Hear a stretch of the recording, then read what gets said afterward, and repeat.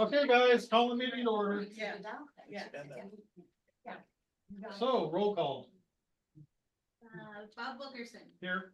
Will Harris, Here. Randy Lewis, Here. Brad Carlberg, Here. Terry Arcieri, Mike Hill, Here. Jeff Carey. Here. That's not our Terry. All right, next is the, Okay, sorry. next is approval of the meeting summary. September 16th and October 7th, special meeting. Everyone had a chance to review the minutes? Yes. Okay, does anyone have any revisions? Nope. Okay, hearing none, which one of you guys wants to, I'll make a motion to approve the September 16th, 2024 meeting minutes. I'll second. all right, so moved and seconded, all those in favor, please say aye. Aye. Opposed? All right. You Motion don't pa- have the October one yet.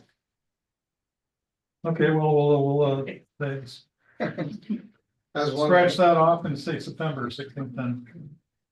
And thank you. Anybody have any revisions to the agenda? I have one again, just a comment on observation, working through the county planning policies, just for the group, an observation. Okay, so Could be at the end, could be wherever you want. make item H, Not sure, or actually G in the other business. sure, that'd be fine. So what would you call that? Observation?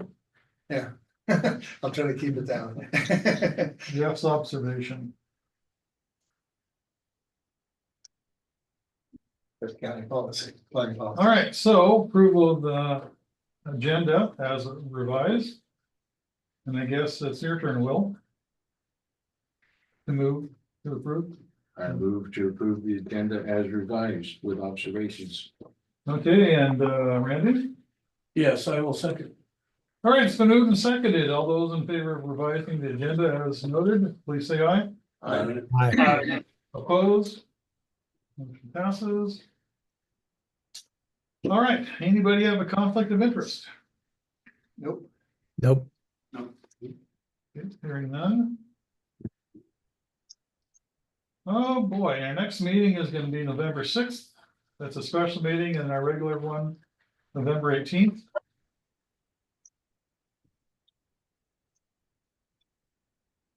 Okay, any committee or staff updates? Okay, hearing none. Okay, Jeff, your observation. Observation, trying to catch up, work on the. Item that we tabled one of our meetings in the past, which was the county planning policies.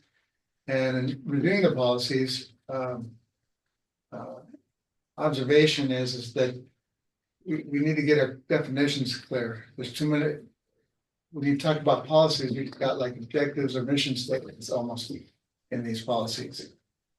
And my understanding of vision statements, policies, they're supposed to cover the intent, not exactly the task. And so when you look like at the, for example, housing, I don't feel that's anywhere close to what really people want, I want, or community wants in any way, shape, or form.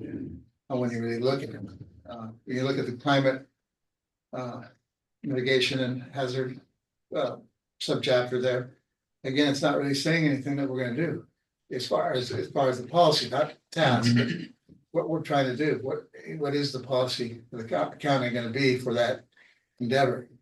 And I'll just leave it at that. But what I guess the short and sweet is that I think really need to look at those planning policies in the context of, are they policies or not? And if they're not, then we gotta get to policies.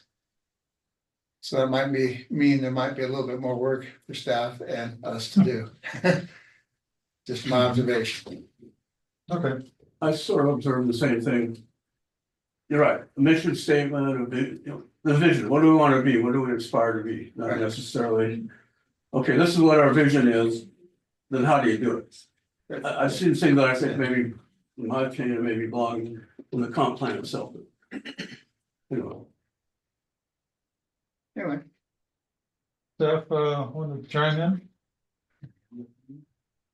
No? I missed the context, sorry. Doesn't sound like the staff wants to chime in.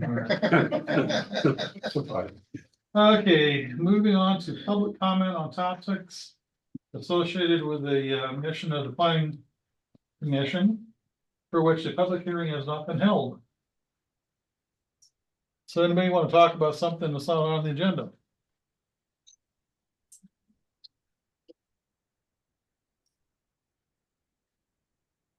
Okay, hearing none. We'll move on to the public hearing. Staff.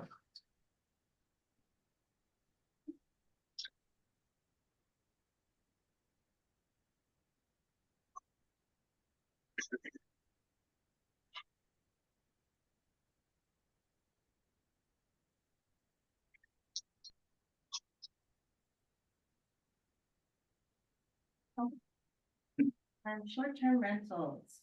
This is a public hearing of the Planning Advisory Commission. And just to give a little bit of project history. We started reviewing the topic in the end of last year. In November, we opened a survey to the public, and it closed on January 12th.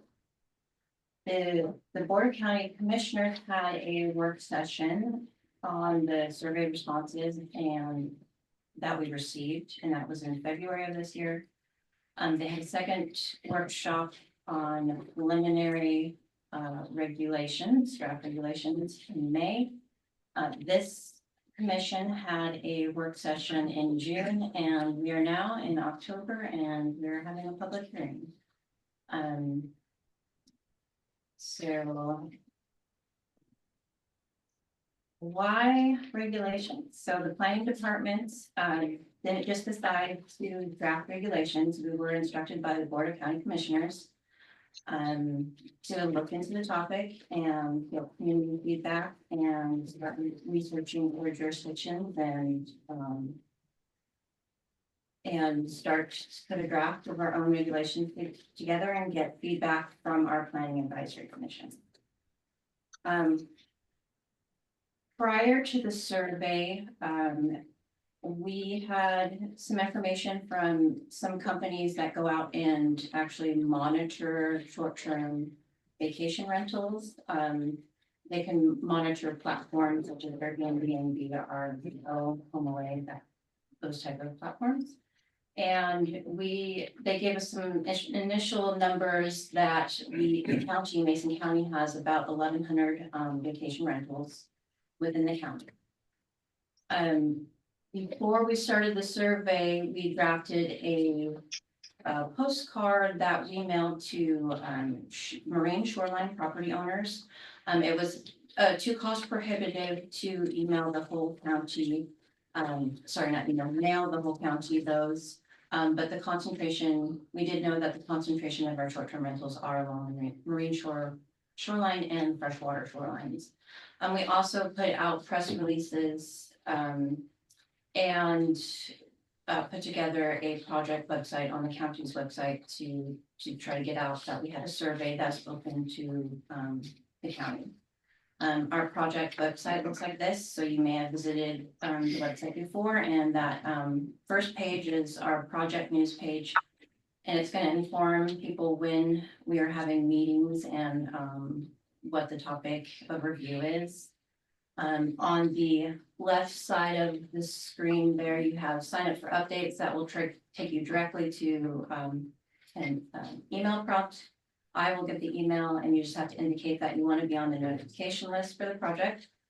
Meeting information is where we have our draft documents, and then project documents. That link for project documents will be final draft. And so there you'll see that's the meeting information page that has the date of the next meeting, and then I don't have the full page there, so I can't scroll down, but it's just to give you an idea. We do have a project page and area for draft documents. available on the web. So the survey that I was talking about, we got over 1,500 responses from that survey. And just to give you an idea of some of the questions and some of the feedback, I was gonna go through as quickly as possible, so I'm not taking up too much time, but some of those questions. Have you been negatively impacted by, or do you have concerns about short-term rentals in Mason County? And sorry, I have a lot of stuff I can't see on my screen here. So 48% said they didn't have any concerns or they weren't negatively impacted, and 42% yes. And then we had 10% that were kind of in, not quite sure whether they've been negatively impacted or not, or have concerns. If you answered yes or maybe to the previous question,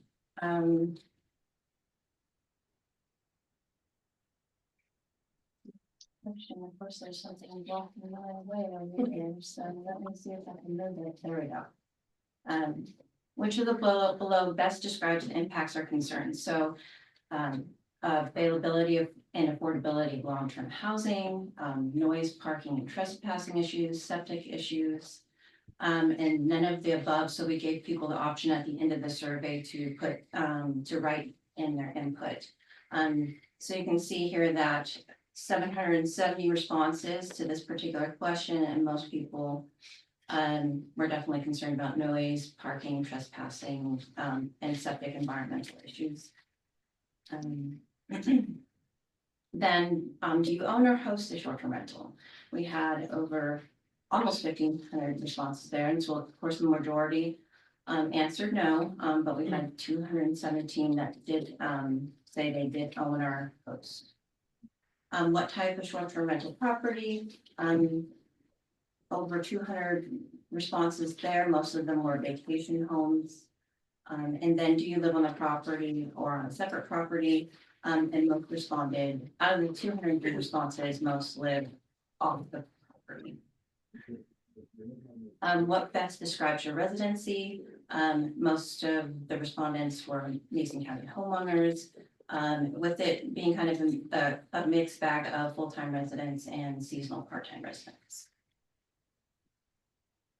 And then whether short-term rentals can benefit the economy of Mason County. So you can see there's quite a different mix of ideas on whether short-term rentals are good for the economy of Mason County.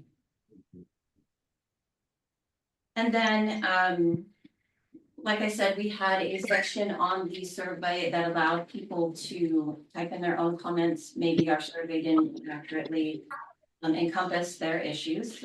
That we went through all those responses and found some common themes. And on the concern side about short-term rentals, the concerns were that private neighborhoods should not be public playgrounds, and every weekend felt like a party with having short-term rental next to them. The idea of community fracture, living next to strangers, concern about water quality, regarding septics in our waterways and shellfish, commercial use of a residentially zoned district, concerned about strangers, theft, noise, and safety,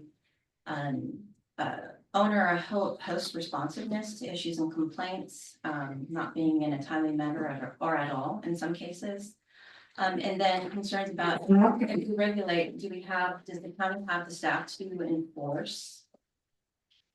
And then lack of infrastructure and investment to attract. So concerned that, we don't already, Mason County doesn't have enough hotel resorts, that kind of thing to accommodate visitors coming and supporting the economy of Mason County. Then contribution to the long-term rental shortage. So believing that, we don't have enough long-term rentals because of short-term rentals. Additional wear and tear on roads, and then additional calls to fire, EMS, and police. And then on the other side of it, people believe that the Airbnb platforms, the short-term rental platforms are self-regulating. That the reviews on the platform would take care of trouble properties. That the short-term rental establishment was their reason for investing in Mason County in the first place. And regulations will only hurt the little guy and not the corporate landlords. And short-term rentals are their income generator, is an income generator, creating jobs, benefiting tax revenue, attracting tourism. And make up the deficit for that hotel, motel, resort, lack in Mason County. The regulations for short-term rentals should be the same as those for long-term rental landlords. They're better maintained than the long-term rentals. Private property, private business, no government. And then generate more revenue by local government. And that troubled properties already exist in the county, and that, so issues, concerns that we already have troubled properties and not enough enforcement already. And then that there are no identified issues, it's more speculation and gossip than valid complaints. The commissioners, the board county commissioners at their first meeting, like I said, they reviewed an initial draft. And that initial draft was based on the commissioner input, RCW 6437, with rules for short-term rentals within Washington State. Our current provisions, then common structuring that we found from other jurisdictions and their farm rental regulations, and then staff recommendations. So the BOCC had some initial recommendations. I won't go through all of them here. They're in that staff report that outlined all the points that they were interested in seeing. And they have been incorporated in the current draft. We also got many comments. They have been compiled. They're on that project website, except for a group of comments that I just received this last week and a half. Those are not on there, but there is a compiled list up through October 7th, and that is on that project website under project documents. I did give the PAC a handout with some minor suggested edits from staff, and I'm going to open that so everybody can see that, and I'm just going to go over it really quickly. So in the current draft, under 17.100.050C, it talks about lots within shoreline jurisdiction containing a main residence and an accessory dwelling unit are limited to permitting only the main residence or the accessory dwelling unit as a short-term rental, subject to all other applicable requirements of this code. So that already exists in our code, in our accessory dwelling unit section. So this is nothing new. It's just a reminder that that part of the code already exists. My edited version just changed lots of parcels because parcels is just used more consistently within the Mason County Code, and just elaborating that in shoreline jurisdiction, you're permitting either the accessory dwelling unit or the main resident, but not both of them. The other section in there is 17.150D2, and that's operation and maintenance of on-site sewage systems shall be as prescribed by 6.76 .70 and performed by a qualified specialist as outlined in 6.76.110. The change to that is just elaborating that it's an operation and maintenance inspection, and was talking with our environmental health department management, we did agree that the on-site sewage system inspection should occur annually as prescribed by the code. Then 17.100.50I it talks about short-term rental owner operator shall remit all applicable local taxes as specified in Mason County Code Title 3, as well as any state and federal taxes consistent with RCW 643720. And staff added in WAC 450 is suggesting adding WAC 45820 166 because it does specifically call out the requirement for business and occupation tax for short-term rental.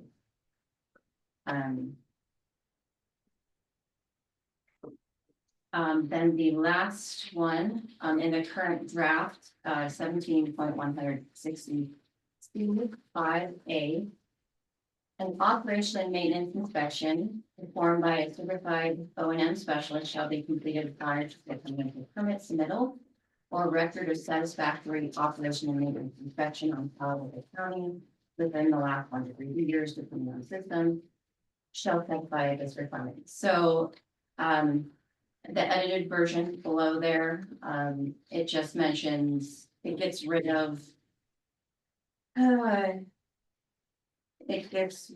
the last half of that because if we received a permit, they're going to be looking for if you have a recent inspection on file. So it was kind of repetitive and a little bit more concise to get rid of that last portion. Did you say 17,165A? All right, just a minute.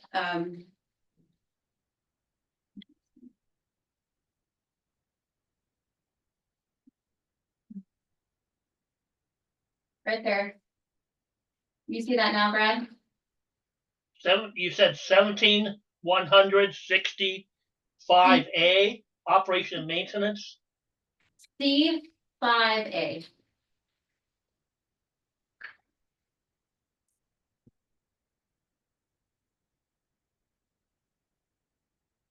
It's on the screen if you need to reference it. At the bottom of page 5 of 8.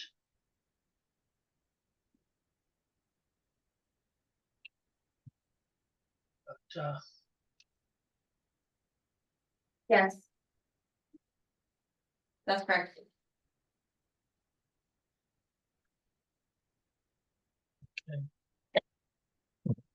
Okay. And so that is the last revision that staff is recommending on there.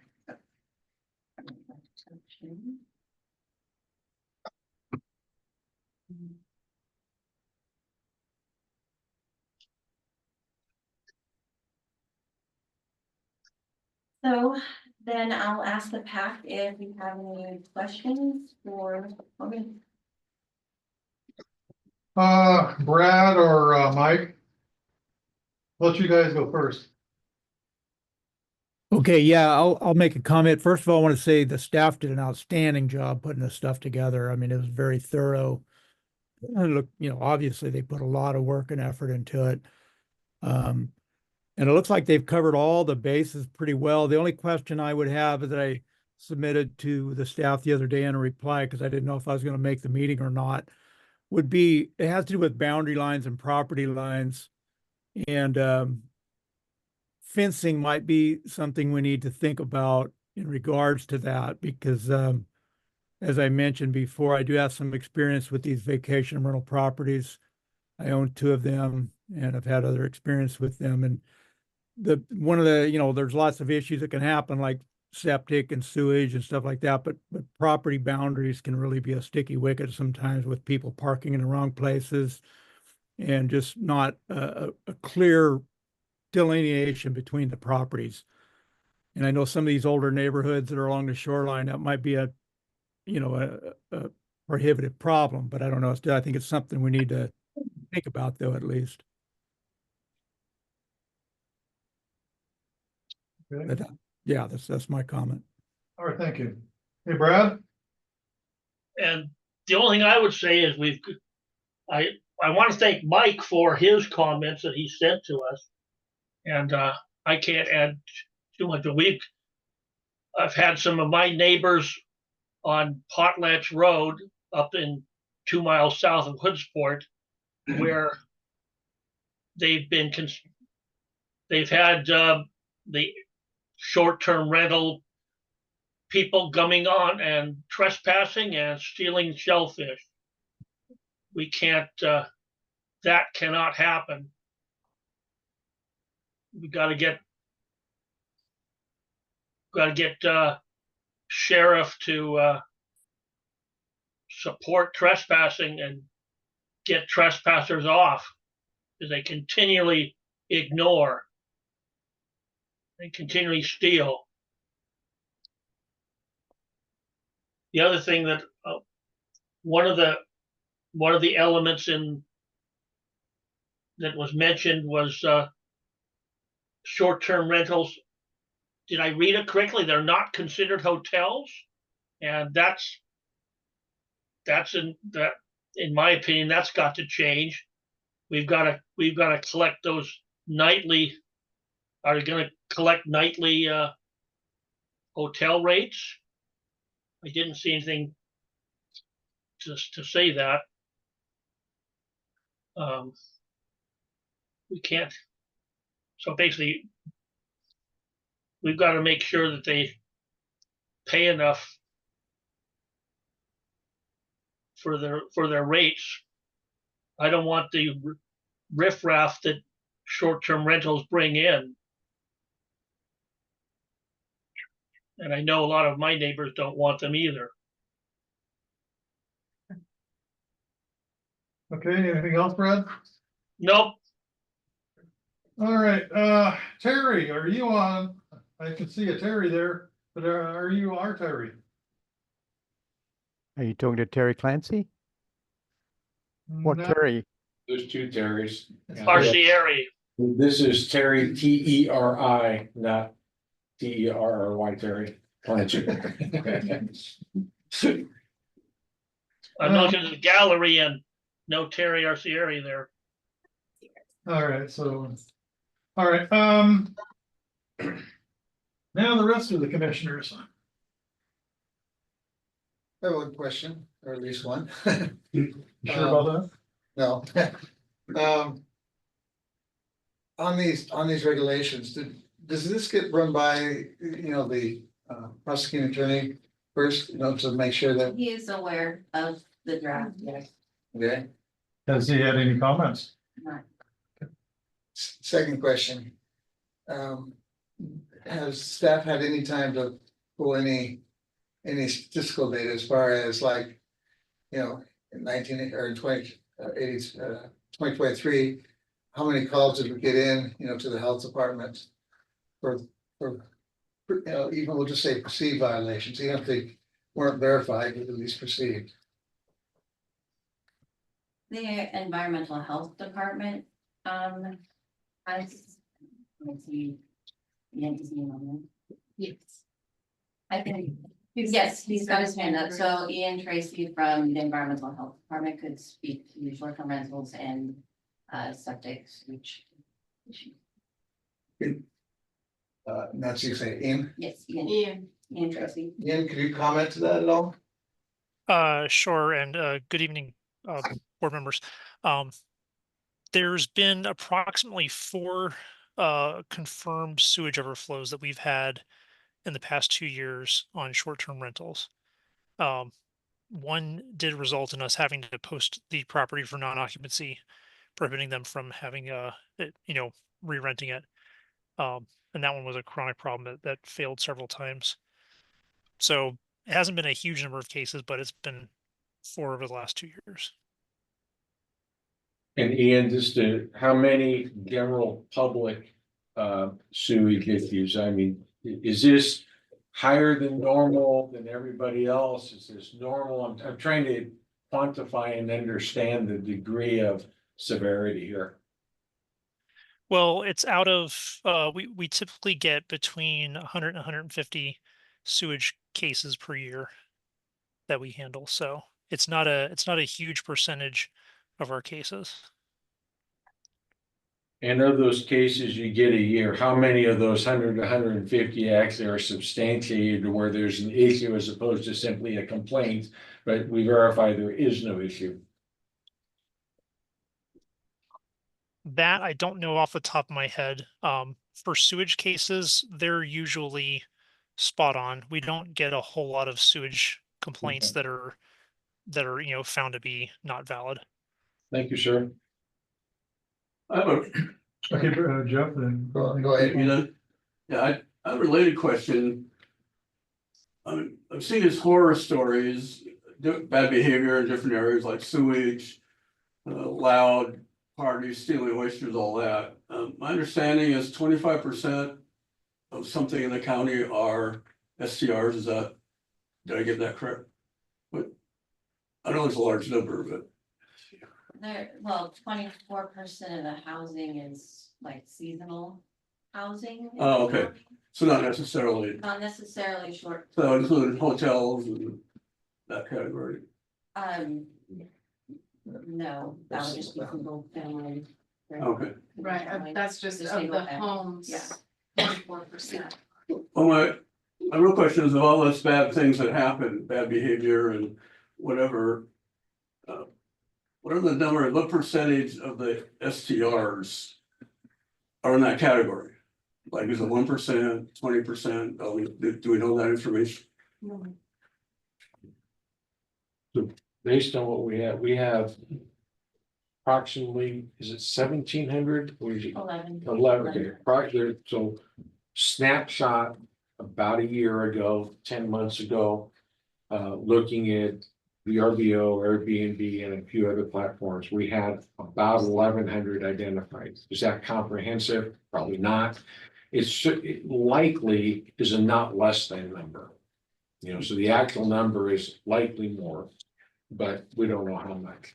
Okay, But the staff did good work working with firms that look at this. So I guess in my mind and looking for some head nods maybe in the back there, I feel like 1,100 is a good about number.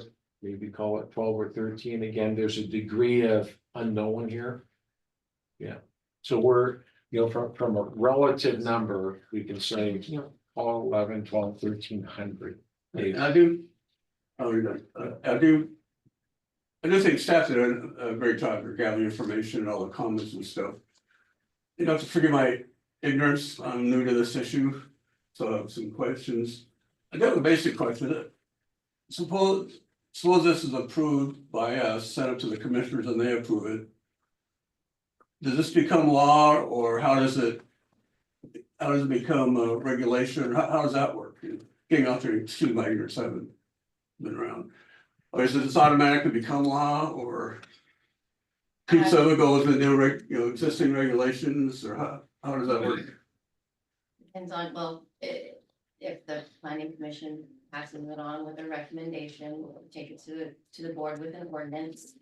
And depending on the effective date, I mean, sometimes you can take it to the board and have an effective date that's down the line as well. So then it would become, So this becomes an ordinance or whatever the label is, right? yes.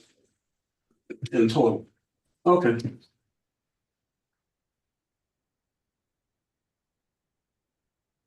Your turn. I'll just make one comment from now and Brad, I'm going to give you a slightly differing perspective on short-term rentals. One of those nuisance renters that's really a problem is me and my wife. And I share that because, as we go around, we have not been evicted from any short-term rental. My wife and I have attended. We've had our grandchildren, our children there. So short-term rentals come in all shapes and sizes, and not all are bad, not all are good. One thing All sorry for now. That's all for now. And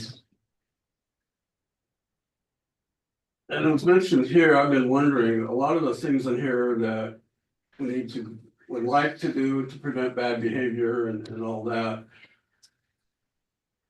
Are they mainly covered by existing regulations and need to be enforced, or maybe that's my question, do we need another layer of regulations on top of what's already there. It would be nice for me as a specifically, and you have said in some places in here, you refer to different ordinances and RCWs, whatever, but it would be nice to specifically see what is in here is already covered by an existing ordinance, and what is in here that you believe are not addressed in existing regulations and need to be looked at for short-term rentals that are unique to short-term rentals. That would be my desire. Anyway.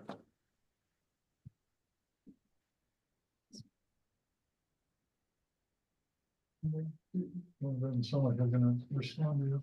I can answer that, yes, some of what is mentioned is already in code, but there are some things that are not, such as the occupancy limit. We don't put an occupancy limit on houses that are just, used for families. We can't put an occupancy limit on that type of thing. But, so that's not already in code. So that's something new, even though we do have septics that talk about, it's based on the bedroom amount of bedrooms. So, parking, we don't, like for a building permit, we don't require people to have a parking plan in most cases. Or have a plan where they're showing all the easements or the boundaries for shellfish and that type of thing. So there's a mix of some things that are already on the books and some things that aren't. Okay, if those could be identified, that would be great. Also, another comment, looks like you're requiring they buy garbage pickup from Mason County Garbage, is that true? For SCRs? That the commissioners wanted short-term rentals to have some kind of garbage and recycling in place, or else if they can't get service, have some kind of plan within their property management plan, what they're doing with their garbage. Oh, so they're not necessarily required, they just have to demonstrate taking care of it. So if they can't get service, where they're at, so they'd have to show, like, we can't get service at this particular location, they'd have to show on the plan whether they're doing with their garbage, so it's not sitting out for. So if they do have service, sorry, didn't mean to interrupt. So if they do have service, they will be required to purchase that, is that true? If they can get service, yeah, the code as it's written, they'd have to, But the rest of the county, like.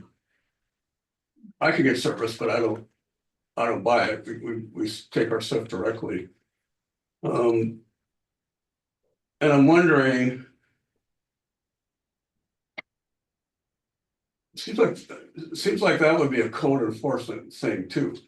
If your yard is full of garbage, yeah, you send out the code people and make them pick it up rather than force them to buy a service they may not necessarily want.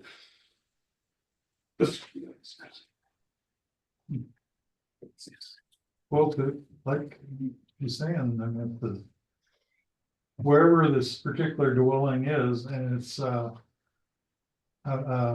Mason County Garbage is in the area, the owner has the option of, becoming a customer of Mason Garbage or doing something with their refuse and recyclables as part of their plan.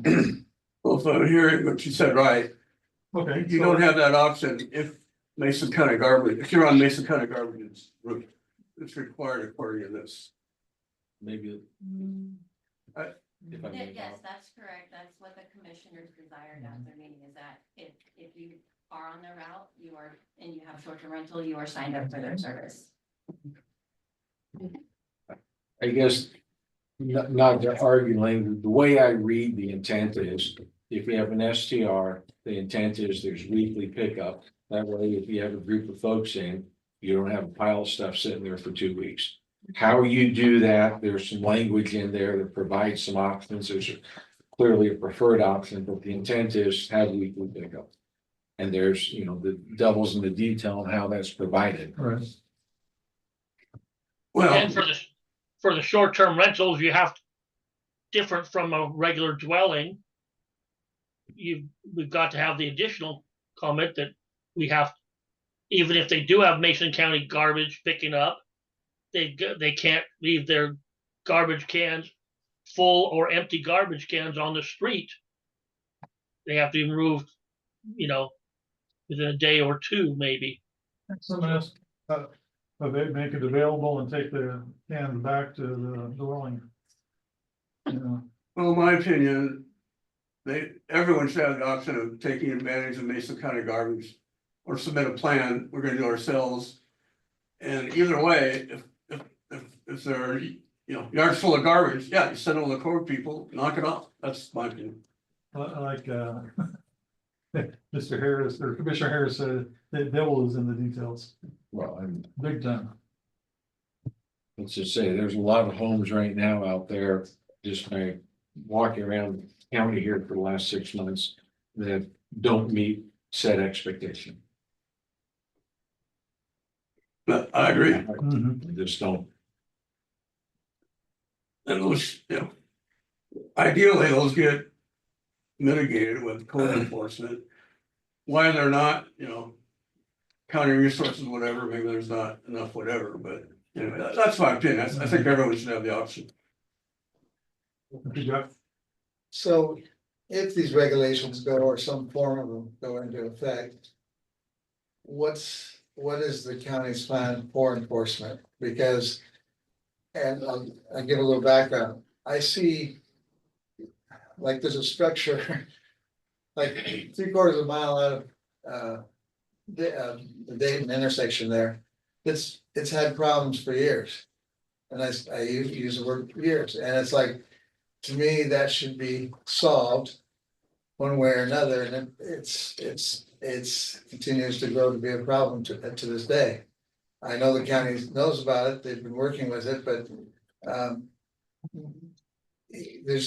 if people run into this problem, they can't wait for years to have this problem solved.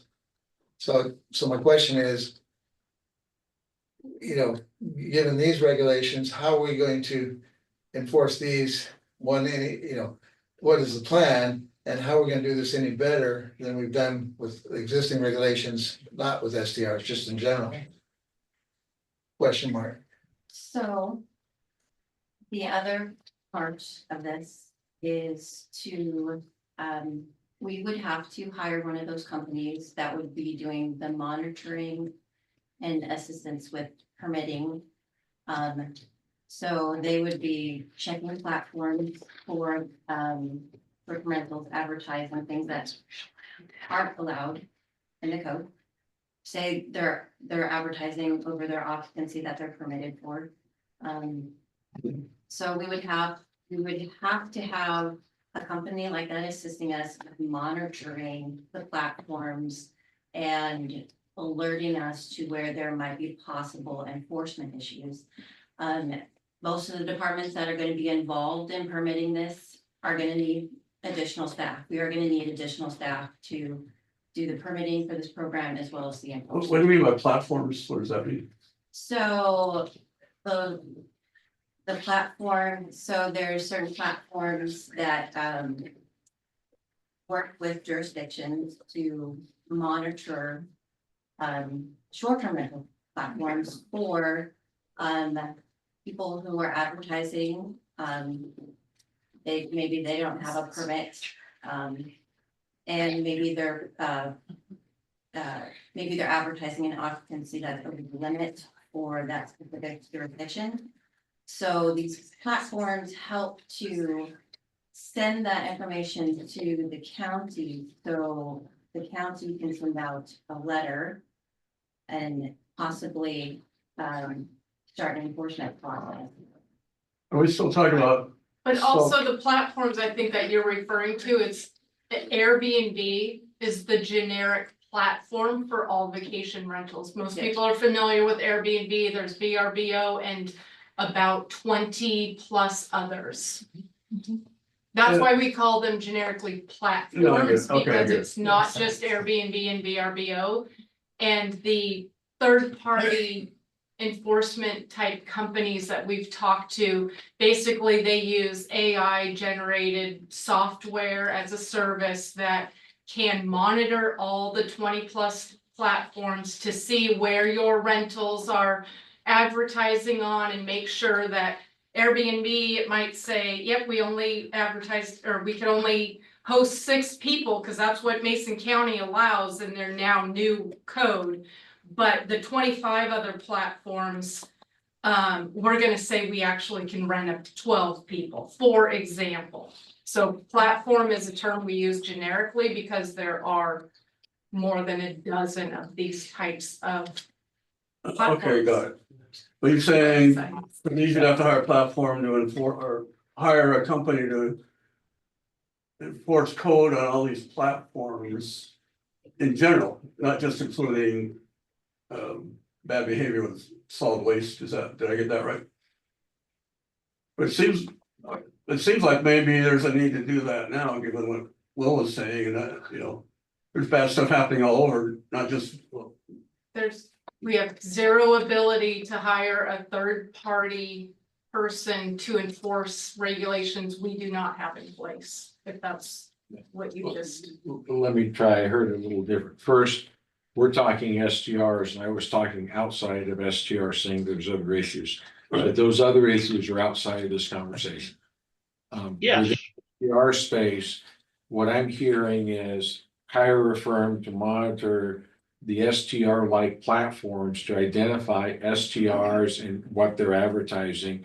And then in addition to that, what I'm hearing is there is likely, still to be determined, staff increases to actually enforce those standards, you know, depending on what it is. If it's sewage, that's going to be Dave Wyndham and Public Health.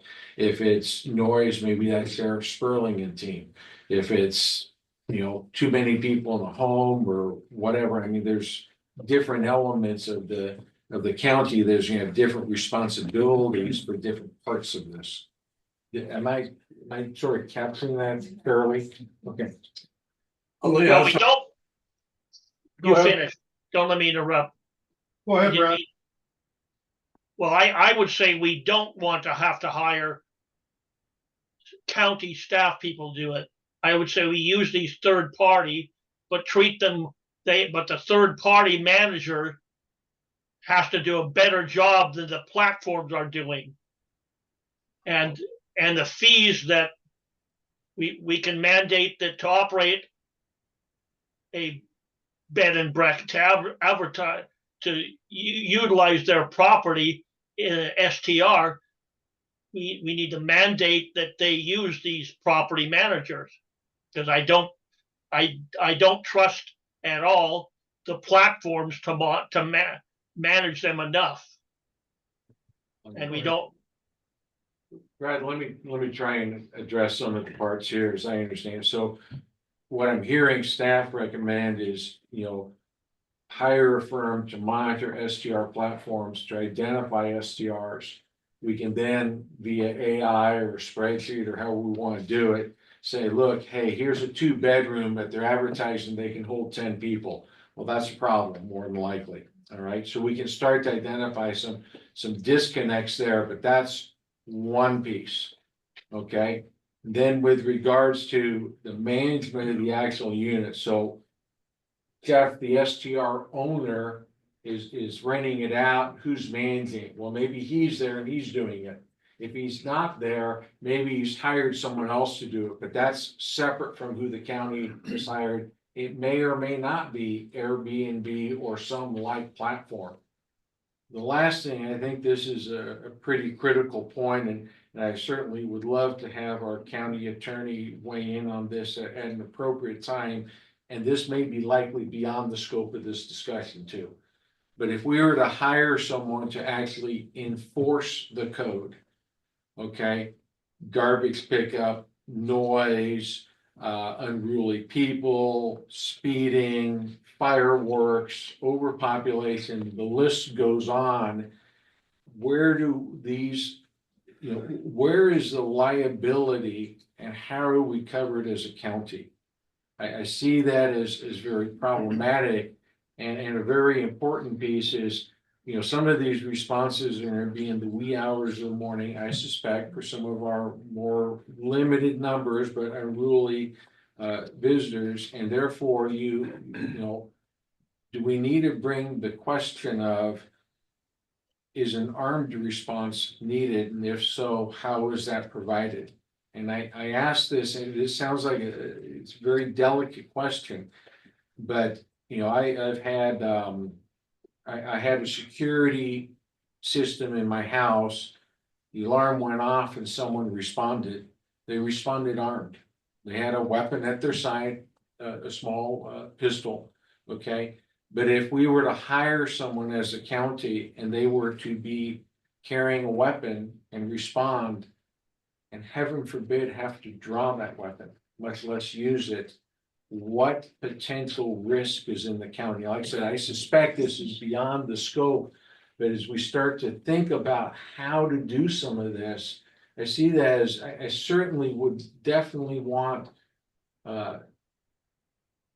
some feedback from Dorsey and Whitehead. Mike and Tim's comments would Well, be very staff's worthwhile. intent is not that a third party code enforcement using software as a service to monitor platforms on whether people are following our current regulations has anything to do with sheriffs responding to it. Yeah. I mean, that's a separate issue. Okay, so I'm your sorry. intent I mean, is that we People do, who call 911 is completely separate Yeah. from a short-term rental, third-party reviewer using software as a service. They're Okay. not sending out armed good. folks to, So there's clear Yeah, that's- definition. So Brad, Not a what I'm hearing then is hiring staff, not a contractor, to actually enforce the discrepancies. No, I did not say we cannot hire county staff people to monitor these short-term rentals. The short-term rental owners will pay for that third-party organization. permit fees. I think, yeah. We can't afford to hire more county government employees. Well, Well, depends on the source of the funds. You'd have to And how crunch much, the numbers first before you decide that. that's really up to the VOCC. Yeah. It sounds like what you're talking about is using the software, third party, whatever, to identify where bad behavior is occurring for the STRs. Is that true? Okay. And If I'd you want- think AI is going to do a good enough job, then you're misleading yourself. Third parties AI software as a service will not function well. AI is not there yet. Only comment is, whether we do that or some other way to identify bad behavior. I wonder why we don't do it everywhere. Not just for SCR. Let's try and stay on. the So scope we need to of SDR. stick with Mike has a Short-term comment. No, I think it's related. Mike has a comment. Yeah, I wanna weigh in here a little bit on on this part of the discussion. People that own STRs, there's typically two different ways they manage them. They can hire an outside manager that'll be a full service manager. The fee's higher, the percentage of the income is higher, generally around 20 to 25%. They provide the boots on the ground. They are the response team, if you will, if there's a complaint about the property. And then there's the low rent managers where that might typically be someone that would use this type of manager, might be someone who has an auxiliary unit on their property and they're going to do their own management of that property. And then they'll use somebody like a VRBO, which is typically maybe 5%, 7%, something like that. So I don't know if there's been any studies done to determine, where the breakdown is on these 11 or 1,200 units that we have in the county, of which ones of those owners, those STR owners, use a full service manager or which ones use a part, just a strictly internet advertising platform. Like the VRBOs are just advertising platforms is all they are. That's why it's only like 5 or 7%. So then that owner has to provide their own management. But I do agree that there needs to be some type of a system to monitor whether or not these STR owners are self-regulating themselves or causing problems. And then you can, send out the team, the response team to, like Sheriff Sperling, to take care of the problem. But then the bed taxes and the permit fees are what has to be used to pay for all that.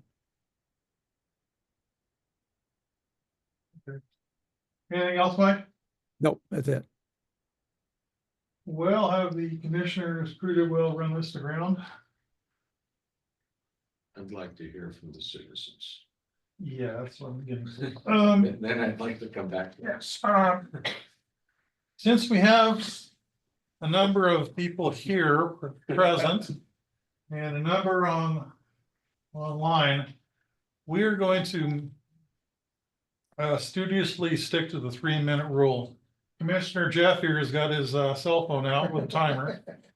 And we would appreciate if you guys would stick within the 3-minute And time. let's lower it to 2 minutes, No, No. okay?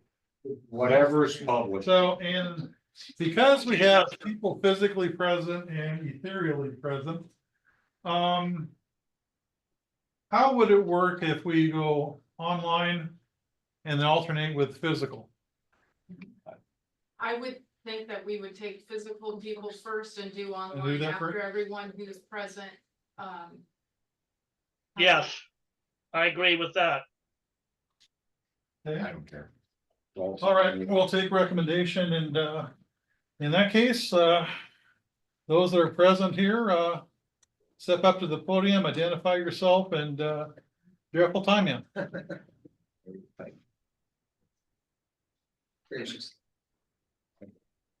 Hi, my name's Lisa Shepherd and I live on Hartstein Island at Hartstein Point. I'd like to thank the Planning Commission for taking on this project. It means a lot to those of us who call this part of the world home. Mason County is a collection of communities lived in by people who work collectively to achieve a common objective, a peaceful place to raise our families. The very definition of a community is a group of people coming together to achieve a common objective that benefits all the members of a community. Unfortunately, due to the transitory nature of people using short-term rentals, those people offer no benefit to the building and maintaining of a community. The only group that a short-term rental benefits are the owners of those short-term rentals, and even that is on an individual basis. It's the very opposite of what defines a healthy community. Since short-term rentals offer no benefit to a community and in reality can be very detrimental to the health of a community, they required very structured guardrails so as to ensure that the people that call this area home and the communities they reside in don't suffer and can continue to flourish. In reading the proposed rules, I am thankful that the Planning Commission of our county is hearing the voices of the people that call this place home. The proposed guardrails are a necessary step in ensuring that short-term rentals are managed appropriately. Please continue the good work. Thank you.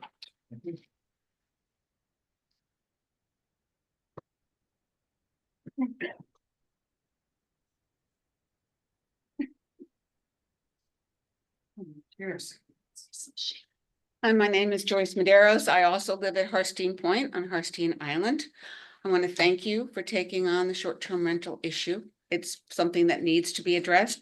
I was going to discuss the WAC requirement for the state of Washington, but it has been added to the proposal. I am now going to speak from my heart and what we are experiencing at Hartstein Point. We have just instituted registration requirement for short-term rental hosts.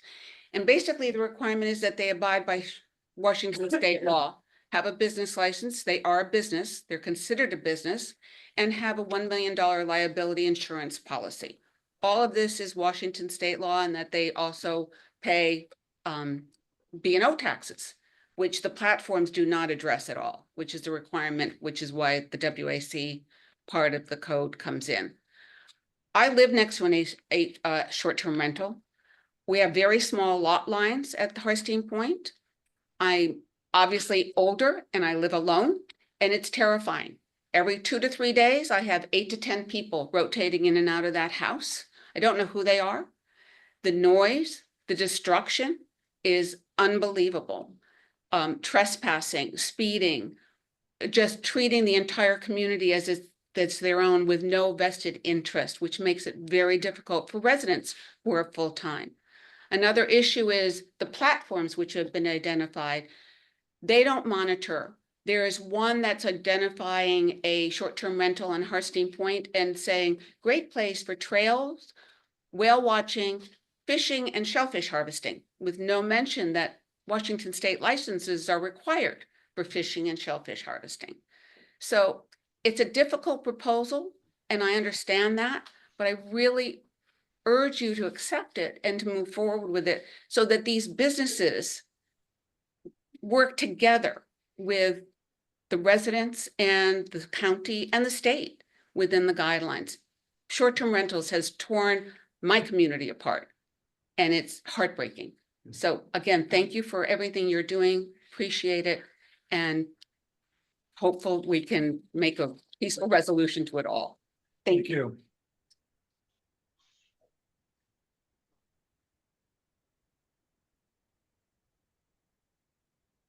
Hi, my name is Dean Remillard. I live up on Bayview Avenue, and my wife and I bought a piece of property that we could have as a short-term rental and a primary residence. We could not afford to buy a house otherwise.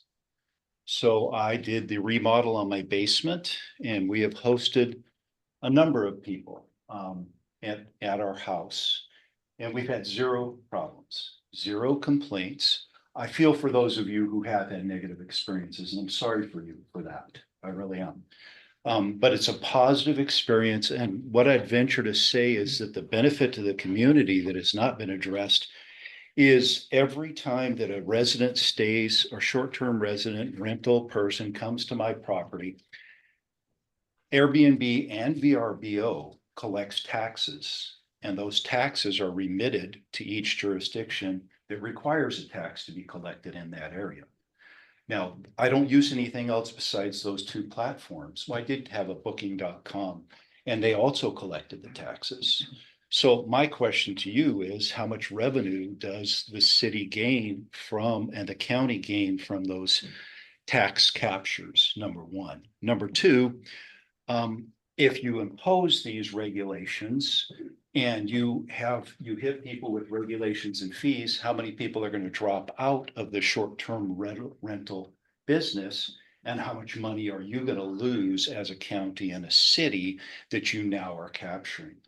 So you're not talking about, oh, everyone having the means and possibility just to say, oh yeah, I can take on these regulations. I can do this, I can do that.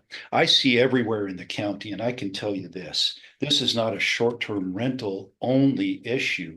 I drive by places on Harstein Island and other places. I'm a bus driver. I'm not here representing MTA. I am here personally. And I see things that I have tried to call in to code enforcement, and I am hung up on every time. Your system sucks as far as the phone system. You click on that particular option and it hangs up. So I went into the city, and I don't know if this property was in the city or the county, and I requested that this particular property that I'm referring to be looked at, because every time I drive my bus down there, there are cars sticking out into the street. There's wood piles sticking out into the street. It's just a cluster mess all the time, and nothing has been done about that. So I think it's going to cost not only additional money, but you're going to lose revenue in the long term. I agree. I have told every one of my neighbors that we have a short-term rental. And I've said, if you have any issue, you come directly to me and I will take care of it. But that hasn't happened because we're responsible short-term rental owners. So please take us into consideration in making your decision. Thank you. Thank you. So Mr. Remillard, if we decide to impose that you create a UBI business license and pay your B&O taxes, will you drop out of the program? I have a business license, and I don't. Okay. As far as B and O taxes, I have not been approached with that from the city or county at this point in time. We're Well, the relatively. state would approach you. Oh, the state, okay. Yeah, and I have my accountant file for me each quarter. So they do it and I don't make enough money to be taxed because I'm not a big player in this market. And in the SDR. We just do it as a way for my wife to be able to afford housing. And that's really what we're all about. But you see, the taxes that you said your VRBO does is only county tax and state tax, 8%, right? I think it's a little bit more than that. I think it includes state, whatever is required by the state for it ends up being like 13 or 14 or 15%. And what they do is they don't pay it individually on each STR. Instead, they do it in a lump sum payment to the city, the county, and the state on a quarterly basis, is my understanding. That's always been the way it has been. We've been doing this for 10 years. We started in Colorado Springs. That's the way we were able to afford a house there. And now here, because my mom had a stroke 6 years ago and we moved up here to be with her. But if it's my vote that you need to pay more than just the city and county taxes. I pay all The nightly. Hey, Brad, But yeah, we gotta move on. we gotta move All on. right. Not our vote on what state law is on taxes. All right, next.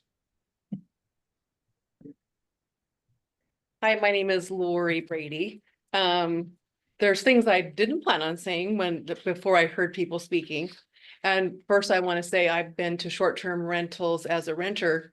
I'm not riffraff, and I think most people would find that offensive that we are called that, because they're actually really good people. Or most people are, let's just say that. I'm not really for short-term rental regulations. We already have a lot of these regulations already. We're just adding another layer of government upon things we already have that, as we've already heard, aren't being handled. Harsting Point, you guys have an HOA. That is amazing. So you can make those rules yourself. You don't have to come to the county. That's not true. All HOAs can, you have your rule, you can vote. That's what you're saying is not true. It's not true. Huh, interesting. Most HOAs, Lake Cushman has them. I believe Lake Limerick is going to have them. So some can, apparently. Alderbrook has them. Yeah, so you can. I don't know how you did it. You might want to help them.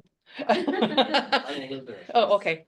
I wanted to address a couple things I saw in here that I find a little surprising. One was the operator of the short-term rental shall be available 24 hours a day. They shall respond to any communications regarding the use of short-term rental or complaints within 1 hour. And if necessary, they'll be on site within 2 hours. I don't know what world you guys live in, but that's not possible. I mean, what if I'm having my wisdom teeth pulled out? I mean, there's no way I'm not going to respond in 1 hour. Some people are having babies. Some people are at work and their phone can't be on. Some of these regulations, I don't know who made them, are a little bit excessive. And that's the one I would for sure didn't like. There are several others that I think other people here are going to address. On the septic rule, where you've talked about, which we already have septic rules, we already have regulations for that. Somebody added in, maybe we should add in homes on sewers. I mean, sewers don't have the regulations. And now you're adding something that doesn't even exist. So my final comment is going to be, once you start adding all this layer into short-term rentals, what's the next step? Are you going to come after rental owners, people who have full-time rentals? It's just, there's just a little excessive here. That's my opinion. Thank you. Thank you.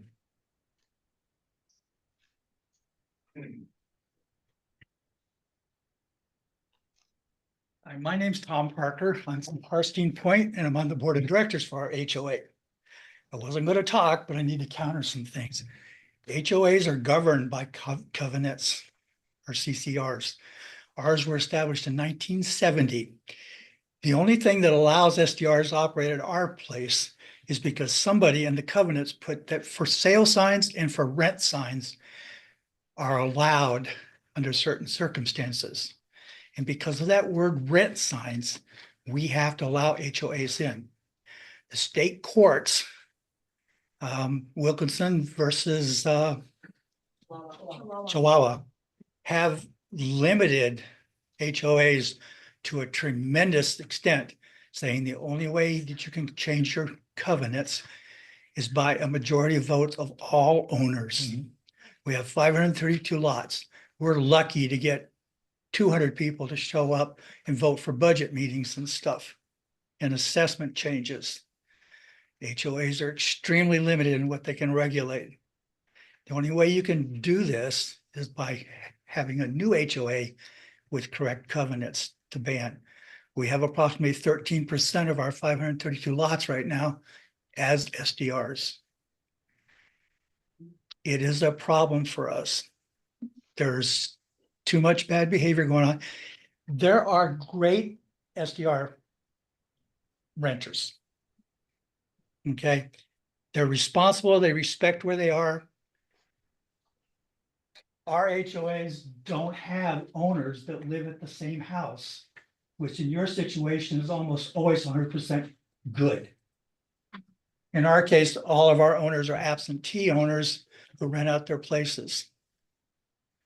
We are trying to put regulations into effect to kind of just control and identify our renters. And we're having great difficulties because of state laws.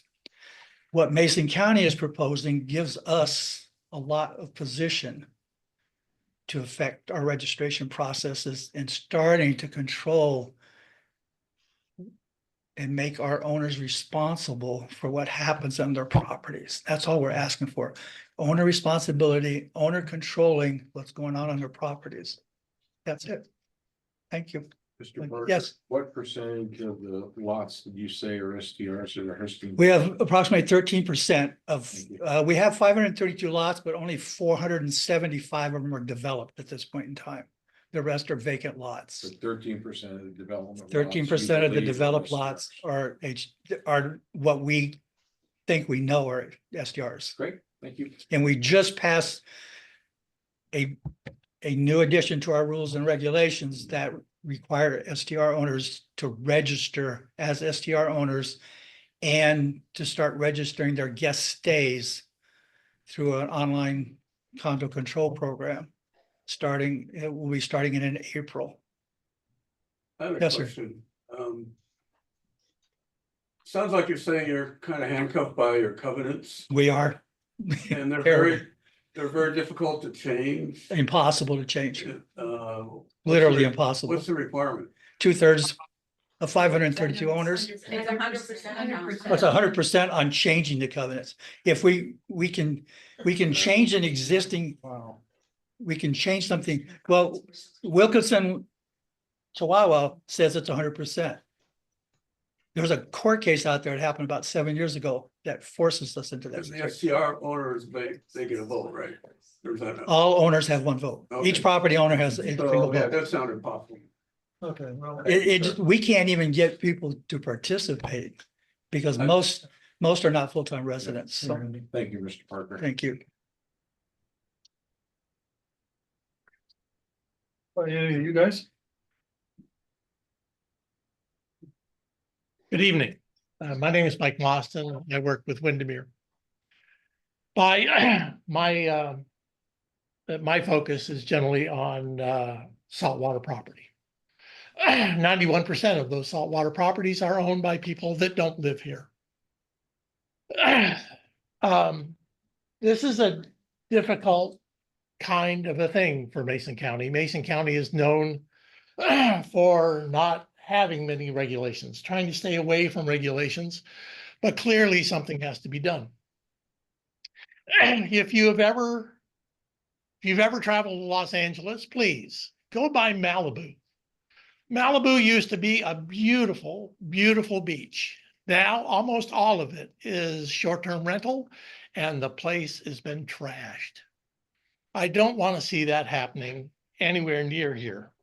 The problem is that we really are discussing two different issues. The issue of long-term systemic problems where you're advertising a house that can handle 10 people but only has 1 bedroom. And then you've got the second problem, which is the emergencies. Things like people starting fires in the middle of a fire ban. What do you do? you call the fire department.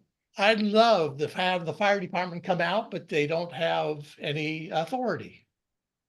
You can't, what do you do when people are noisy? I mean, so these are short-term problems. There are also long-term problems. Long-term problems can be handled with software. Short-term problems are going to take some issue here at the county. They're going to require people with authority to go out and talk to people, more interaction, which we just can't afford. So it's a difficult issue. But something has to be done. I understand. I sell houses to people. I've done it for 15 years. I sell houses to people that can't afford a waterfront house, but because of short-term rentals, find a way to be able to finance it. The thing is, every other county, or with only 2 exceptions in this state, every other county has regulation for short-term rental. The reason why people buy here is because there isn't any regulation.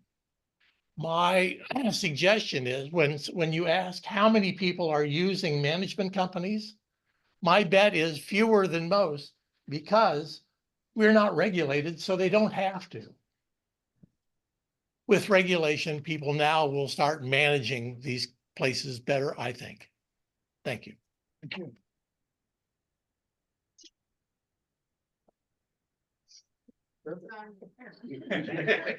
I heard it.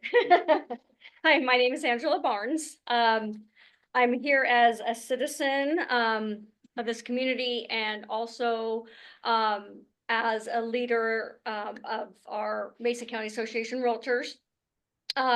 Short-term rentals are very important to this area. And yes, people do come and buy short-term rentals in this area. And it sounds like we do obviously need some regulations, but I truly feel that, like Randy said, there are so many in here that every one of you that have complained or brought up an issue is valid. I don't think that it's not valid, but I'm not sure how any one of these regulations in here that we don't already have is going to fix your problem.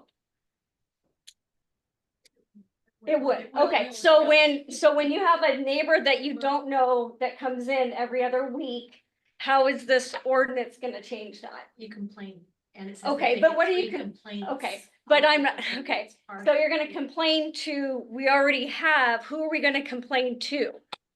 Well, the state, we want to know that they're licensed and that they're paying Okay. taxes, and the county. But that wasn't And your federal complaint. government. Your complaint was that you had a new neighbor all the time and they were No, loud. That would be my complaint. Okay, so, Let's One Okay. person. so I'm not Yeah. downing, I'm asking them Thanks, Sam, but because really want she to speaks address- To the Yeah.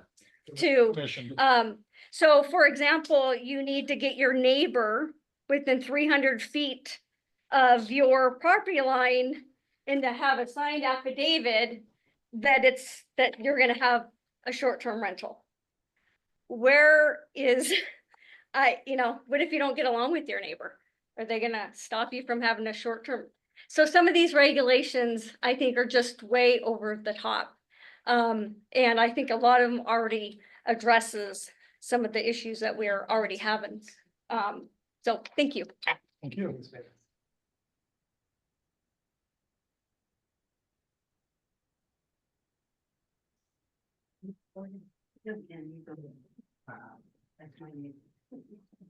Hi, my name's Daniel Hanson. I live in Union, Washington. Of course, Washington. Sorry, I always say that, but anyway, I've been, I sort of fell into this because of my grandfather and my father who owned this property. And it has separate dwellings on the property that I'm using as an Airbnb host. I've been doing this for 10 years and I have to tell you, we've hosted over 224 guests over that 10-year period of time. We have a rating of 4.9 plus out of 5. it's my responsibility as the property owner and the host to make sure my people, my guests, understand what's required. I have information for them. I provide it. I talk to them about shellfish harvesting. I also have an oyster farm, and I talk to them about that and how important it is to take care of my environment, my home, my property, my cabin, and my beach. And I don't encourage them to harvest. I just let them know that I have a farm. If they want to know about it, I can tell them, I can educate them about water quality, and oyster farming and that. I will tell you that as an Airbnb host, I've found Airbnb is self-regulating through their review system. Their reviews weed out the bad players because, and I've had 2 out of 224 that were unpleasant or a problem. We resolved those with the guest and Airbnb. And Airbnb is very responsible. They're a big company. They're worldwide. Yeah, big company, big corporation. But their self-regulation process works. And I can't speak to the other VRBOs and or other platforms, but I'll tell you, Airbnb is kind of the gold standard in my mind.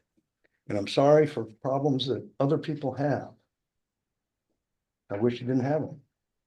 But it's up to your platform, not your platform, the platform of whoever's advertising and making these short-term rentals available, and the owner of the property. So those are the 2 parts of it that need to be examined and understood. And you need to know whether or not that platform is doing a good job of being self-regulating. I will echo a couple of the other comments about the overreach of some of these rules. I may not be an Airbnb host anymore if these go into effect. Okay, thank you. Your name Thanks is a lot. again?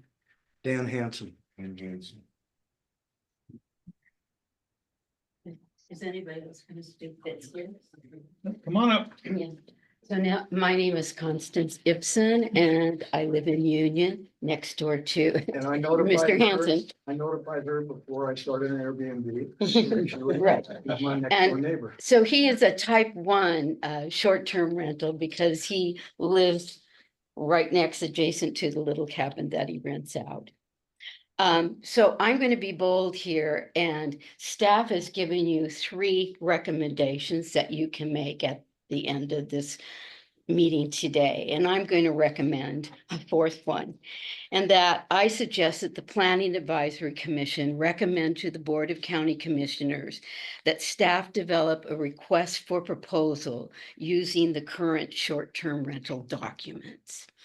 And the reason I do that is because I think all these questions and these data that we need, we need some more information. And I think that through that process, that maybe some of this could be answered. So it would really come before an ordinance. I mean, I think we need to move this issue forward.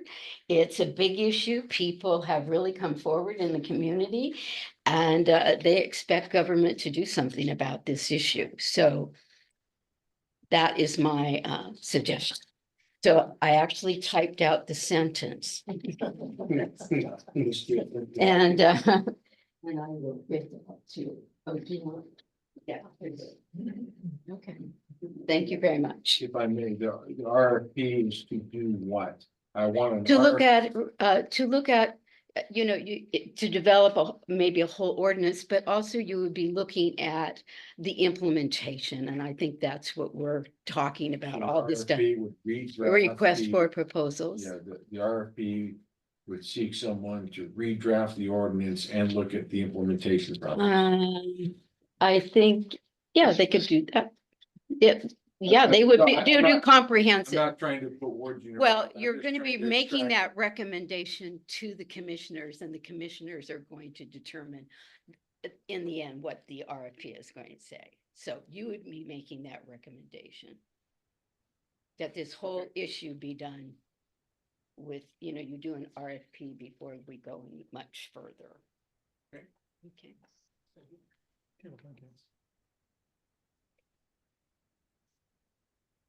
I'm Christian Schallenberg from Allen Real Estate at Windermere. And what I've been thinking over this last 6 months of thinking about these short-term rentals is, number one, they're very important for our county.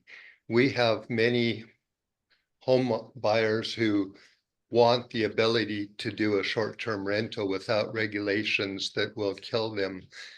There are other ways to deal with this beside adding another layer of government.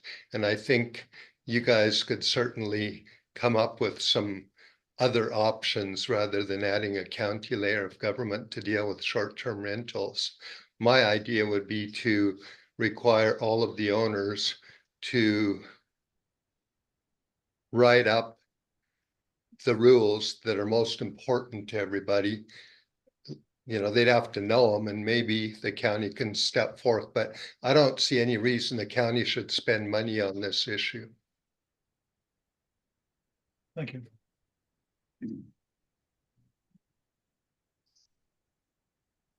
Okay, do we have any more people here who want to speak?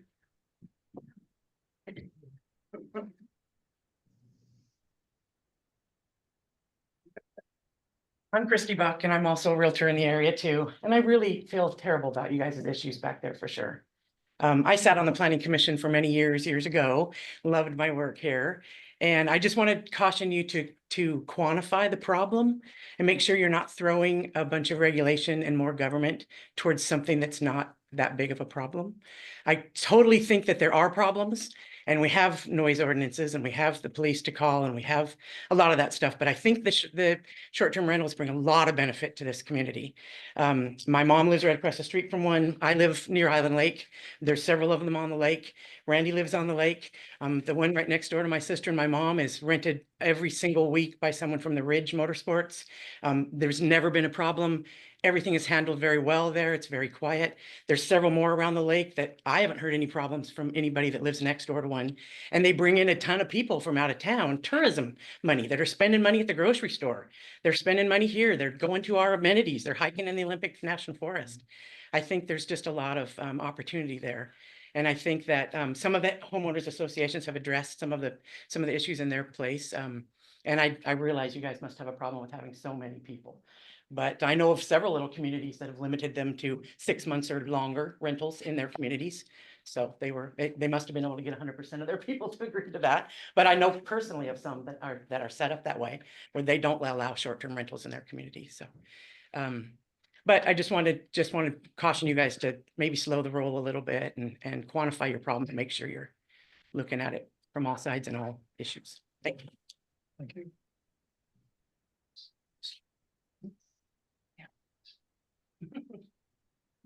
Yeah, right, exactly. Out of 500 on the sewer. All right, so we don't have any more folks here that want to speak. Let's go to the folks online. And if you're online, go ahead and raise your hand so we can see you and leave it raised until after you're called on. Also, for the people here who spoke, please make sure you signed in if you didn't, so we get your name right. all right. So Terry in the corner. Very fancy. Okay, Terry Clancy, that's me. Yeah, I have a short-term rental as part of our home. And like a previous owner who talked, we relied on that short-term rental to afford the purchase of the property. And we take a lot of responsibility for that and make the rules very clear to each guest. And we've had zero problems with renters ever. Where issues do exist elsewhere with STRs or in fact otherwise, I agree they need to be addressed, but generally I think enforcing existing rules is the way to go to avoid excessive regulation. I think that's a theme that's come through a bit today.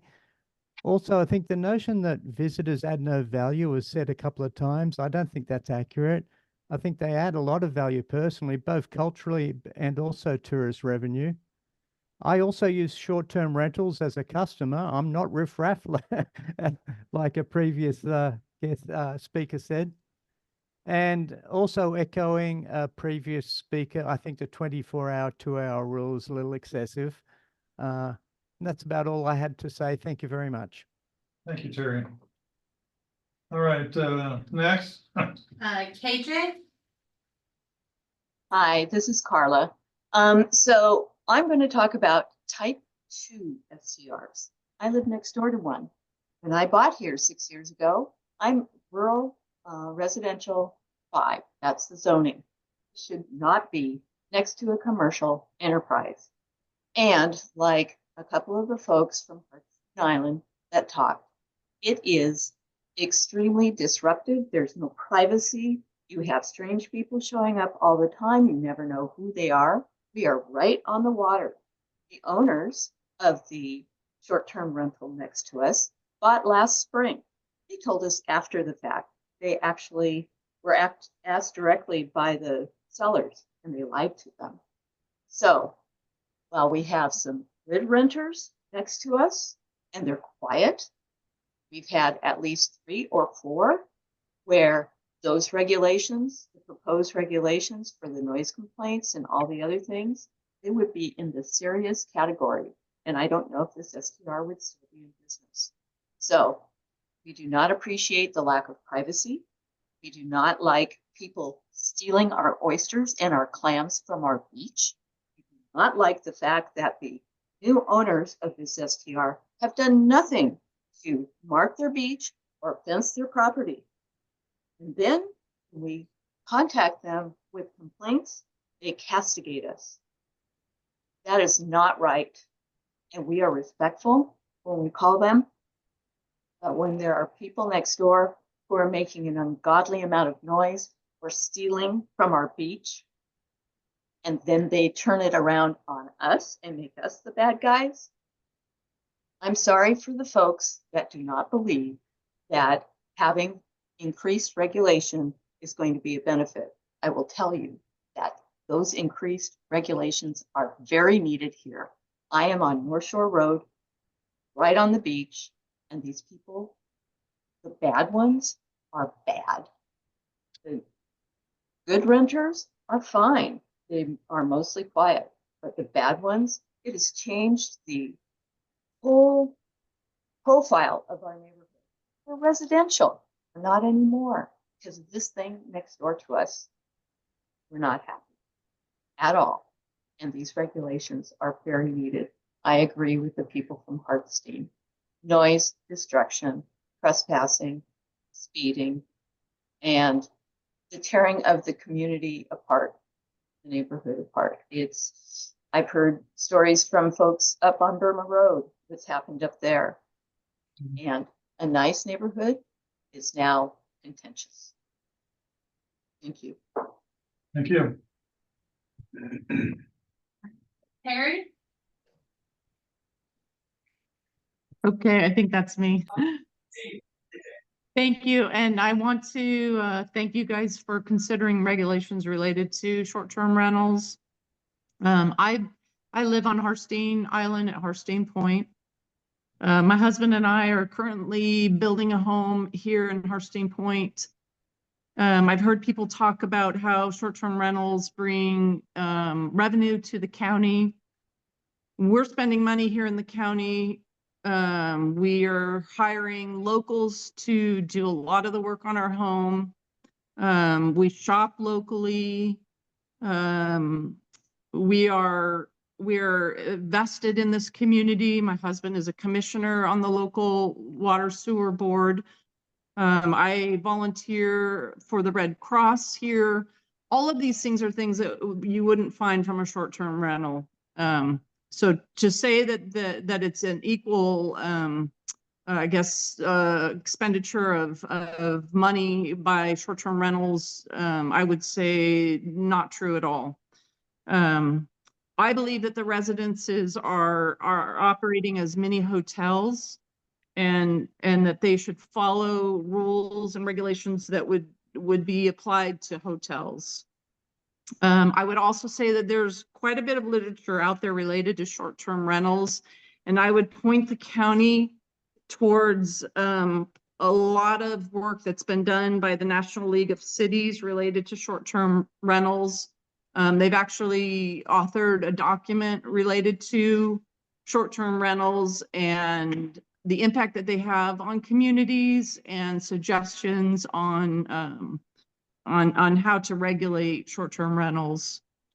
I would also say that we've heard people testify about their short-term rentals and how they operate successfully and how they operate in a very regulated manner. And I think that's great. I would say that the rules that you're discussing and that are in front of you would really bring, all the short-term rentals up to a more consistent level of regulations. I don't think anything that you're suggesting, I can't imagine that anyone that had a short-term rental would look at any of the regulations that you're suggesting and think this is too much. If they do, I would say that those are probably people that you don't want out there operating a short-term rental. So that's all I have to say. And again, I appreciate your time and effort on this. Thank you, Terry. Thank you. Susan?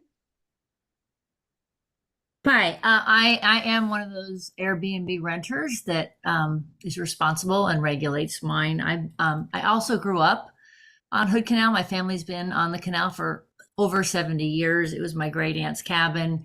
And as a single divorced teacher, when that happened, the only way I could keep the cabin in the family was to use that. And I also have like 300 guest raving reviews. I'm very involved. I make them sign a liability release. I talk about all the environmental issues, noise, except all of those things. And a couple things. One, trash. I only have guests like 2 or 3 times a month, and I have a housekeeper who picks up trash. And again, that's, I'm a single teacher and I just retired. So that's just another expense, and I take care of the trash. And so that was one. And I know we have a complaint system for different things, and and when I've used it for different issues, that's worked out well. So I guess I really hear like the need for like whatever the structure is for people do have that neighbor. I'm totally for like making sure, and I'm not opposed to regulation. Although I have a 5-minute, my housekeeper's right there, my contractor's right there, but I can't always myself, be up there in a short amount of time. As far as community goes, I just want to say I'm a part of the community. I have a white picket fence. My property is fenced and inviting, and I have neighbors who've been there forever with 10 feet, 6 feet fences that I feel are less inviting to the community. And I do think I'm providing income for my contractor who's done remodel stuff, my housekeeper, and I agree that Airbnb, they monitor, and I've maybe a couple that I then say I don't want them back. But I do think the challenge I'm hearing is that, they're the bad apples. And so I'm not opposed to something for that. But I do think that, I love Hood Canal, and I've had so many amazing people that come up. I also use Airbnb. I don't think I'm riffraff. I've not met anyone that I'd say, I've met the neatest people, and I love introducing them to such a beautiful part of the country. So, my neighbors have guests all the time, and their grandkids are louder than my guests. And so, I just find it's just interesting, the complaint. It's like, there's this entitlement. We own it. How dare you want to, it just feels a little bit like, I'm sorry, I can't just own my cabin and I have the money to do it. But I really wish that, I think we have some things where people use the complaint system for someone on their property or whatnot. I don't know. I don't know if all these regulations, I'm not opposed to them, are going to solve the bigger problem that some things just need to be regulated with a system that works. And I know it's only complaint. So, people need to use their voice if there's a problem next door, if someone's on their property, and be in communication, because my neighbors, I'm in communication with them, and they don't want me renting. Thank you, Susan. For your time. Lori Thomas? Yeah, hi, thanks for having me. Listen, I just want to, first of all, as a host, I feel terrible for the folks who have had awful experiences because as hosts and you've heard many of us speak tonight, who literally are bending over backwards to accommodate our neighbors, be there, have our phones. I mean, there's never a time when my phone is not 24 hours a day on me. And so first of all, I just feel awful that that's happening. And I think that, like many have said, we need a system to address these bad hosts, these bad characters who are in our community.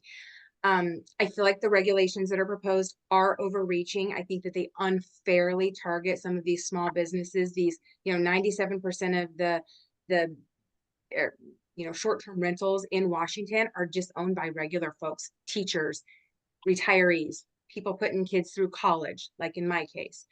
And I think that the state has some already, an outline. I think that the BOCC could adopt some already existing language so that they would have a means for enforcement.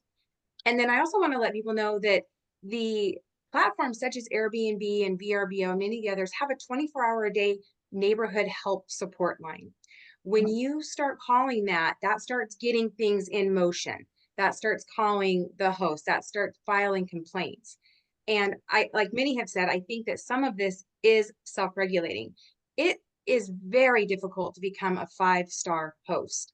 You have to provide immediate communication. You have to provide a beautifully appointed space. You certainly don't have smelly septic systems, garbage piling up, unsafe living conditions. So, the algorithm that is part of Airbnb and VRBO, which the majority of our listings in Mason County operate on those two. They may operate on other platforms, but they certainly are using Airbnb and VRBO as their primary source.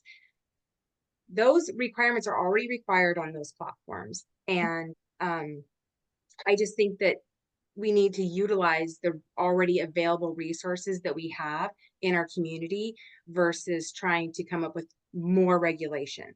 Use the helplines, call the police, call the fire department. Like we said with the whole septic system, I mean, 100 to 300 complaints a year. And we saw, what was that? Four that were tied to short-term rentals. I mean, I'm like, is that the main problem, or is the problem probably most likely across the whole community? We have some bad septic systems that need to be regulated, and Washington State requires us to have them regulated and inspected 1 to 3 years, depending on if you have a gravity or a Glendon system. So I would just encourage the board to use our already existing regulations to sort of work through some of these issues. That's all I have to say about that. Thank you, Lori. Jen? Yes, hi. What I wanted to say is that we live in a really nice little residential community. And we didn't buy a home to start working next to living next to a commercial enterprise. All these short-term rentals should be regulated just like a business. They should pay B&O taxes and be subject to everything a business is. They're the only ones that are benefiting from that type of activity, and they should be doing that.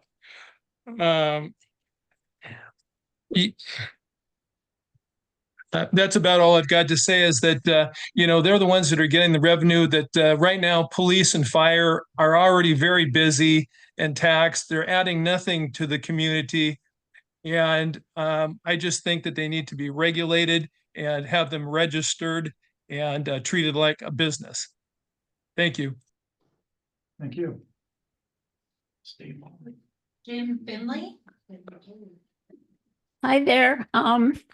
What I am hearing is that the regulations or the hotels that are short-term rentals that are causing the least problems are the ones that have landlords that are easily accessible and pay attention to their renters. We live on a house on a street with 9 houses, one of which is a short-term rental. And it was bought by people who are far, far away in another state, as in Texas. And our understanding was they were buying the house to move here. And apparently they were buying the house as a business. And they have since made overtures to one of the neighbors who is going to move out. And we have at least a slight possibility of 2 more rentals going in on a street with 9 houses on it.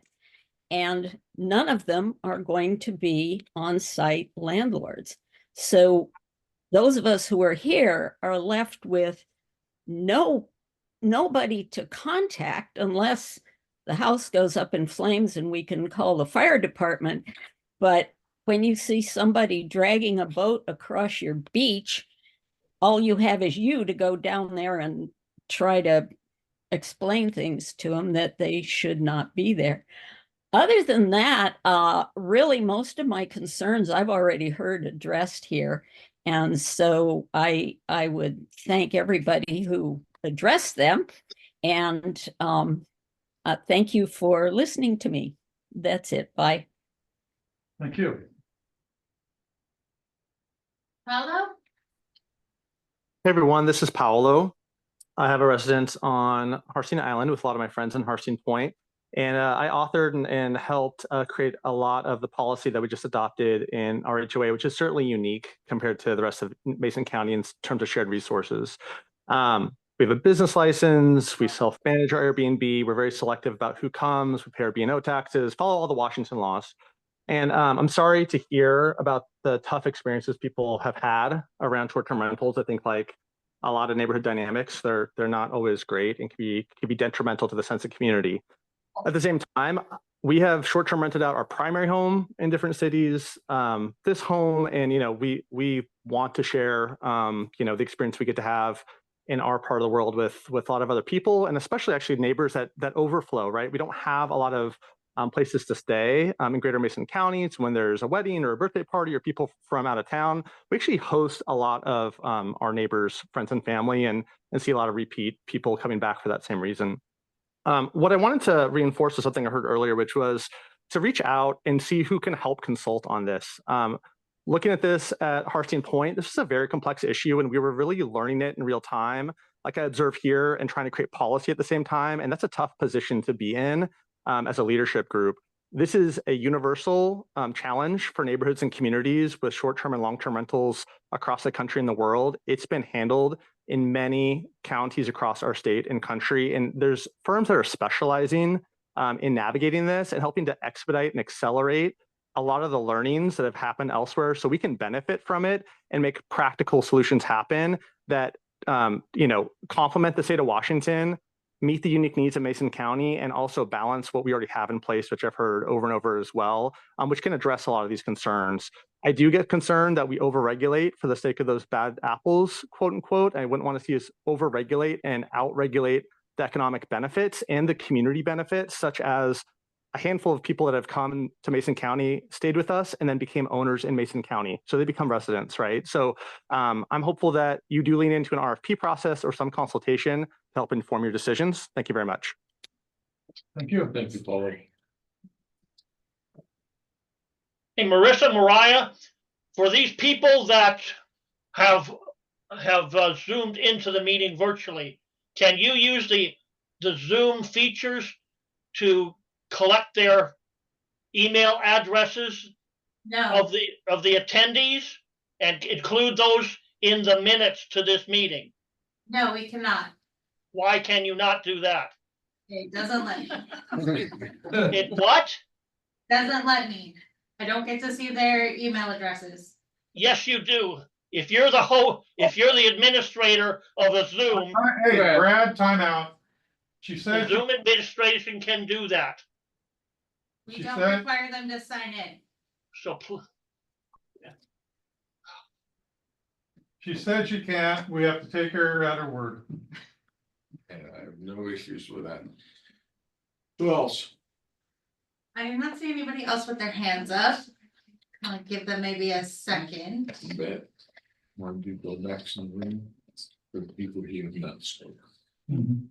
All right, nobody's raising their hand. Okay, so online, if no one else has something to say, Okay, we got one right there. Howda? Can you hear me? Hello? Yeah, Larry. Yeah, Larry Pisaski. I'm going to read a email I sent to Marissa Watson September 30. I didn't know that this was not including comments that had been sent in, and I understand that the brevity of the meeting, it's been running long already. And I'm going to read excerpts from my email. I'm a property owner in an HOA on Mason Lake called Paradise Service Associates. There's 228 platted lots, 51 of which are on the waterfront. My concern is the size of our properties when originally platted in the early mid 60s were for camp lots, vacation use weekenders. Unfortunately, as time passes over the decades, almost all the majority of these lots are developed now into full-time residences. Some are occupied year-round, many are not. Some people go to Arizona for the winter.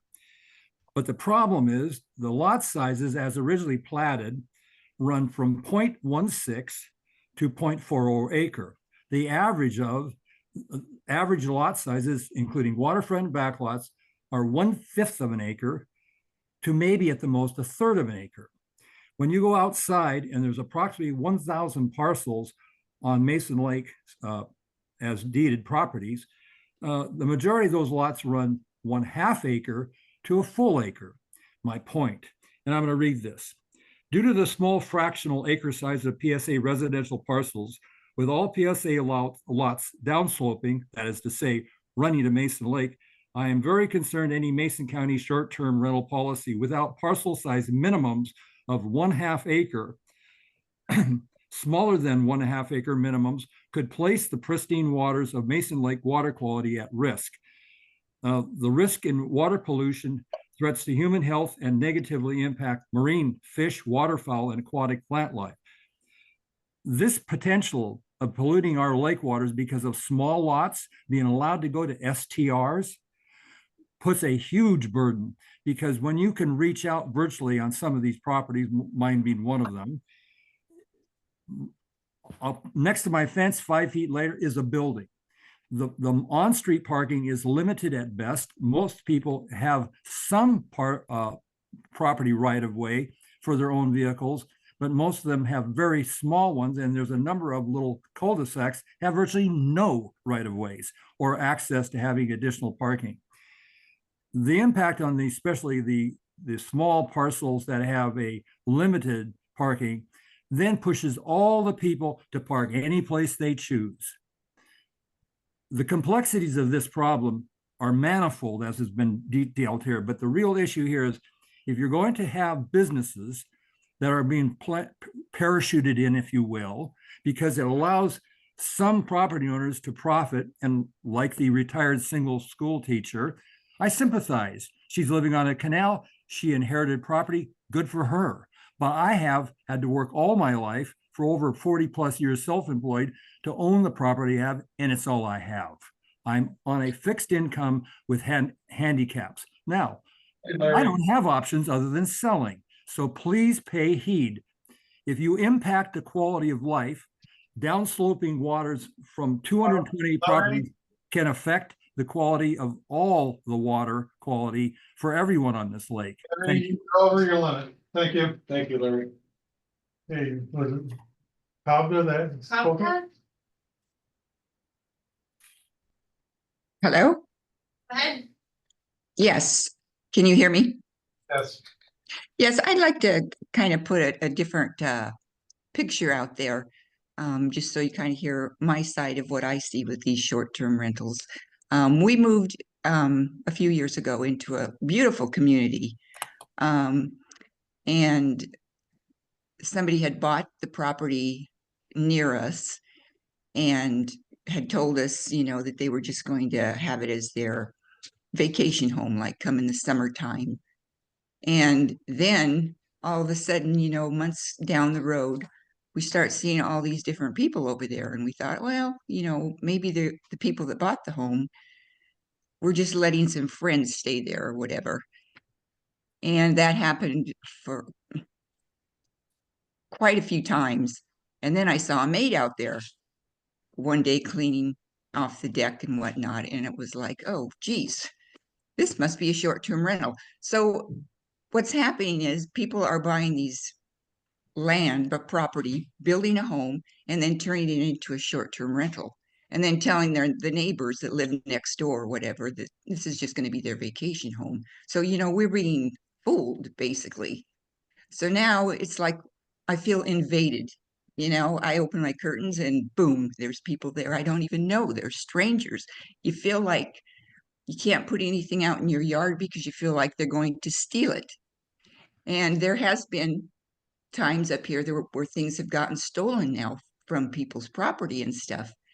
And it's like we moved from the city and up here to this nice quiet place in Mason County, which is beautiful.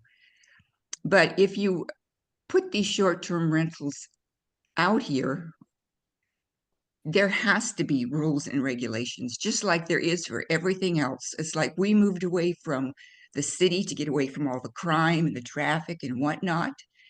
And now that we're, if you don't have these rules and regulations already in place, then this is why we're having this meeting tonight, is because there's so much complaining, because now there's destruction and, it's either, well, whatever. We need to have the rules and regulations put in place. There's just no doubt about it, because as time goes by, the crime's going to come to us. And part of that crime also comes with the advertising that people are talking about. So we have to also look at this as something that's coming down the pipes. Look at it as a bigger picture of what's going to happen in the future, because we are going to experience problems. People may not be experiencing those problems now, but they are going to come if we don't put in rules and regulations. And that's my opinion. Thank you. It's just like owning a firearm. There are rules and regulations. Like them or not, they have to be in place. Okay. Thank you. Go ahead, Dave. Oh, you're on mute. You're on mute. You're still on mute. Dave, you're on mute. How's that? Got it. I think for the most part, the regulations should focus on the type 2. That's my opinion. The type 1, I believe, is well managed. The homeowners know what's going on. They manage their home, they manage their renters. But type 2 is a different situation where you have, as people have said, people out of Texas. I personally tried to get involved in a few things, and I think there was 10 or 12 homes, and I think half of them lived out of state. And they were starting more Airbnbs, short-term rentals. And so, especially as we all know, a lot of this is on lakes and the canal and the sound. And I think the commission's duty right now is to find out where they are and then to see if they're in compliance. And the reason I say that is a lot of these lots on the waterfront are small. And 50 years ago, they were cabins, 60 years ago. And now they're mini hotels. And without the health department aware of where these short-term rentals are, they really aren't sure of just what the extent of the problem is as far as the septic systems being overtaxed, and the same things on the water systems. As I mentioned in my emails, I've been involved in several deals that involved water systems on spring-fed water. And they'd have 14, 15 homes. I question whether some of these are up to code. And I think by identifying the short-term rentals, then the health department has a better idea of how to manage these. But I do believe in everything, most of this other, these issues will resolve themselves. But I think the planning department, their main concern should be the safety of the environment, especially around most of these short-term rentals on waterways. That's all I got. Thank you, Dave. Okay, anyone else?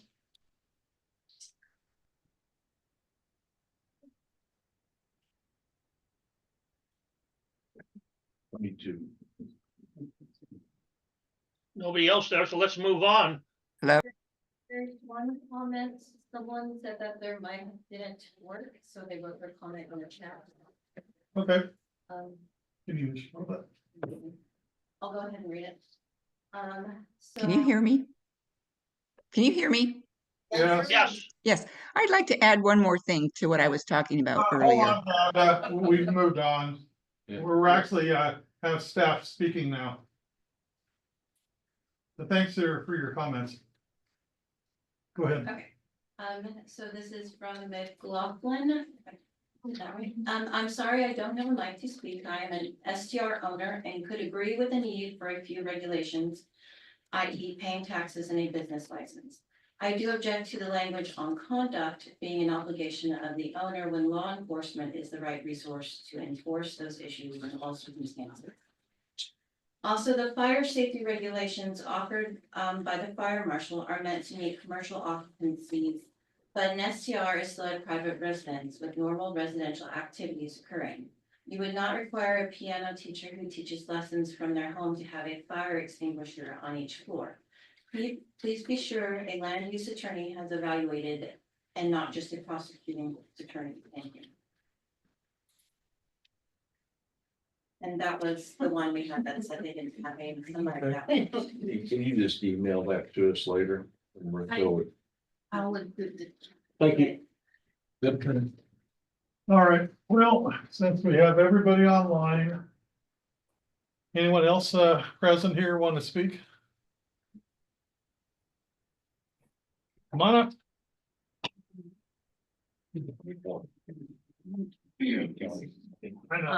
Eleanor Malman and live at Hartstein Point. I'll be quick because it's getting late. I just really appreciate you folks looking into this and requiring more regulations. It's really needed, and I agree with the lady online. This is the tip of the iceberg. And we won't go into all the details, but we're really struggling. We're really struggling with the behavior. And if you think Airbnb and Evolve and all the other ones can handle it, where are they? They cannot handle the struggles that we're having because they're not there. And the homeowners aren't there. And it's bad. I do have a question, if it's okay, for Marissa. Marissa, this document that was included, the affidavit that gives 12/2/24, does that mean like whatever you folks decide here, it has to be in by that date, or can you explain that? So that's Department of Commerce document. So we have to give Commerce at least 60 days notice when we're gonna, when we plan on adopting. Doesn't mean we're gonna adopt it on that date, but I just have to give them 60 days, at least 60 days. So I want to do that as soon as possible. We may be past that date before we adopt, which may be the case. Okay, all right, thank you very much. Thank you. What was your name, ma'am? Last speaker, what's the name? My name is Elena Malman, ELENA, MALLMAN. MALLANN. MALLMAN. Okay, thank you. Okay. All right, seeing no more folks that wish to speak on the subject. One more online. Oh, okay, Ben? Yeah, hi. I just wanted to say, I live on Lost Lake in Shelton, and my parents bought the property in 1952. We've had family get-togethers and everything up there for years. Unfortunately, the neighbor next to us passed away a few years ago, and it was sold to an Airbnb. It's changed our life completely in the way that we do it. We go up there and we have people that we don't know every weekend staring into our cabin, coming over and talking to us when we just want to be alone at our private area. We had a burn ban this last year. Somebody started a fire down below. We yelled at them to put out a fire. There's a burn ban. And they said, you have insurance, don't you? So things like that you take for granted when you lived in a place for so long without having strangers being there. For instance, seeing this beautiful sky lighting, the borealis that's going on. The neighbors leave their lights on constantly because they don't get unplugged. The light pollution, the noise pollution. We had to save a young kid that fell into the lake because he wasn't wearing a life vest. So there's a lot that needs to be changed.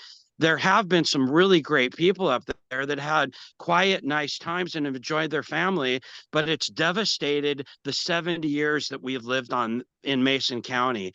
And so I hope that the board takes this seriously, because it's not just a problem. Yes, people are making money off these and doing it, but it's a problem for the people that have lived there for generations and want to enjoy the quiet, peaceful place that Mason County has been known for. And I hope that you take that in consideration. Thank you. Thank you, Ben.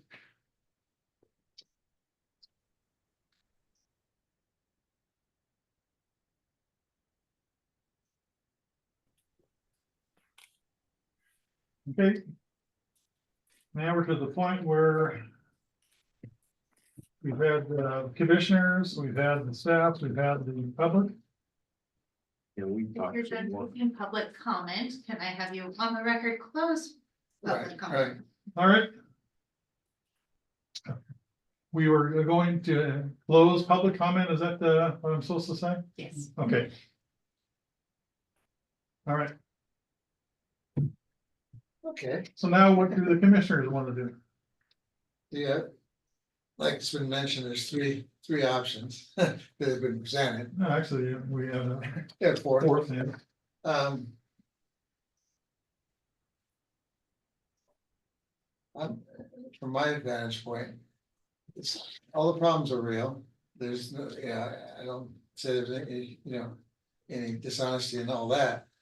The problem I see is that we don't have a plan, no matter which way we go, to support, to enforce this. Because we're not enforcing it with the code we have. And let's just pretend that the code that's been proposed works. I think there's some things that have been mentioned that maybe need tighter looking at. And, like the response times and things like that. I understand why you have response times like that, but at the same time, we gotta put a little reality to it. But if we don't have a plan of enforcing what code we have, I just feel that, I mean, when you see other things in this county that have not been enforced and they're violating health department code, it's just saying, hey, we can adopt this all day long and we're just, we're not doing anything we're not gonna be able to change behavior, but what we're gonna be able to do is be able to handle the bad behavior. And we don't have anything here that allows us to handle the bad behavior. I mean, there's some penalties at the end of this. But one side of me says, if the other side is, if we truly have only had, and it's accurate, just assumptions. If it's truly accurate that we've only had 4 failures due to SDRs in sewer, well, that's a very small percentage of what's failing. And maybe, like it's been mentioned, there's other issues that need to be looked at while that's occurring. So I mean, from my vantage point, I don't see us, at least I don't see a nice way of moving this forward. But at the same time, I know it has to be resolved. I know it has to be worked out. The problem is there's a missing, in my opinion, there's a missing component in this plan or this regulations, not so much as regulations, but the method of how we enforce what we already have. And it's only gonna be another problem with this additional regs. We're gonna have people upset because we're not we have the regs, but nobody's still enforcing it. Mhm. I don't see the mechanism yet. And, you know, and then the other side is, we gotta put some quantitative data to this, and maybe there is like the type, maybe there is the identify type 2 type. STRs versus type 1, and maybe there's a different set of rules for you know, going in that environment. Because I truly see that there's a difference. At least it becoming obvious, so anyway, that's my 3 bits on it.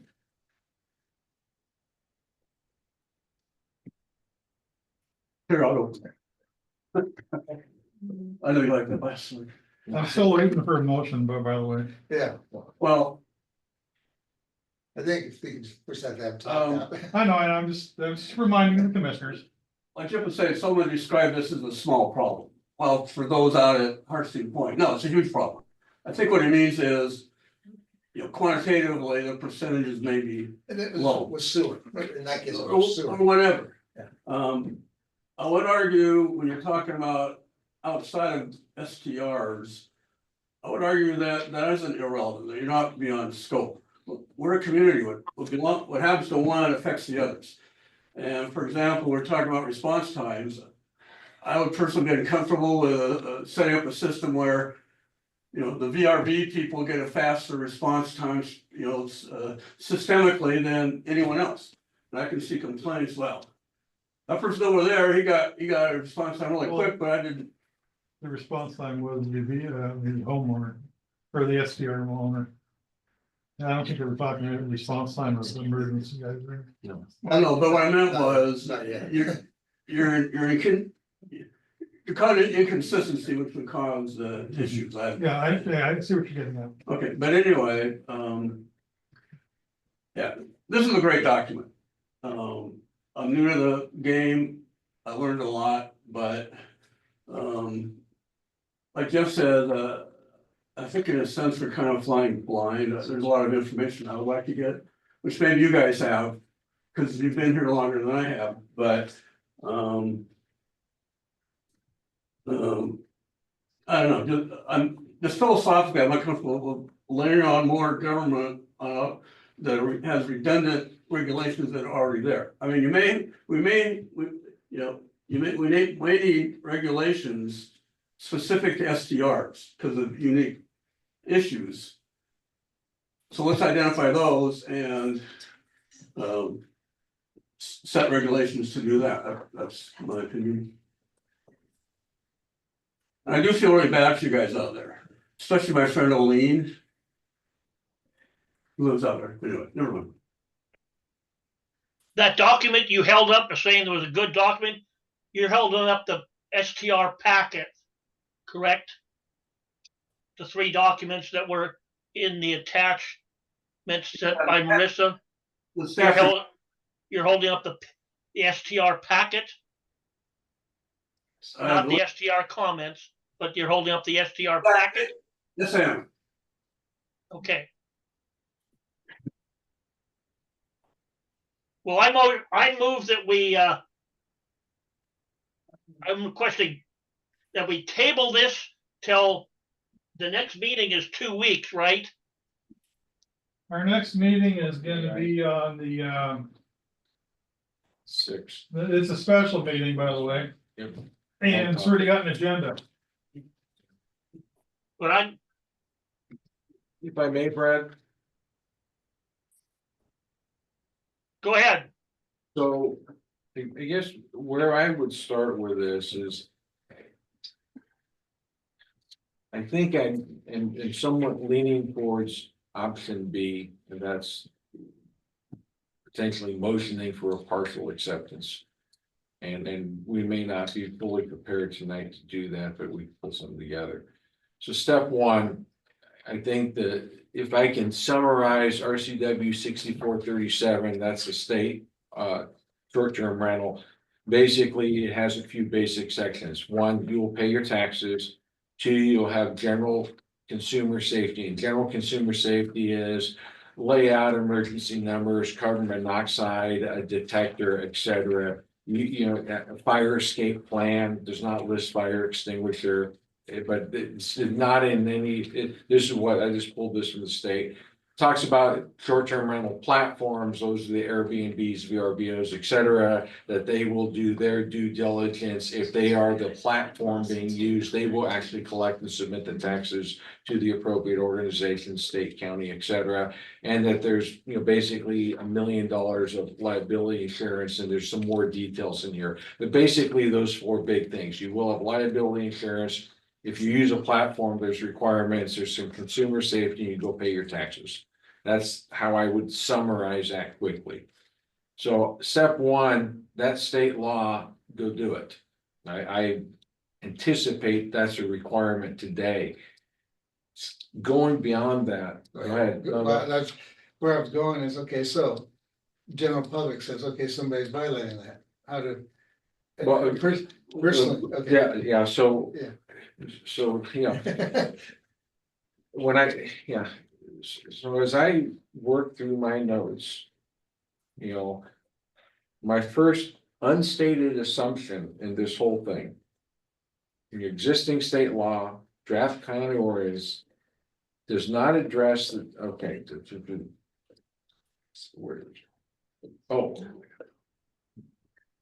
what are we trying to do? The ordinance, it sort of gets down the overall prevalence of what's going on, and we run from sewage to noise to light pollution to lots of topics. But is this something prevalent or is this something minor? And I think a huge piece of this, what I heard was, it depends. Prevalent. If I'm sitting next to the fine gentleman over here, I'm not too worried about it. He's on top of it. He works with his, his renters. We're good to go. If I listen to, individual who's on the street with 9 homes and one's an STR, absolutely the opposite. A great example was the individual who's, it's a family home since 1952, and it's totally changed the environment. So it's, is it prevalent? Well, if it's next to me, it's beyond prevalent. Okay, that's sort of with the back rows, what I'm hearing from the back rows, same thing. And so I'm trying to, in my mind, figure out how to do this to where we aren't punishing the masses for the sins of the few, if you will. Okay, so hang on, Jeff. No, because I one agree. piece I is agree. what are the rules? The second piece is the enforcement piece. Right. And I think what I'm hearing from staff, and my belief is some of this is beyond the PAC. So sort of like what needs to be regulated versus how it's regulated. And that may be a separate to be determined by the Board of Commissioners for the county.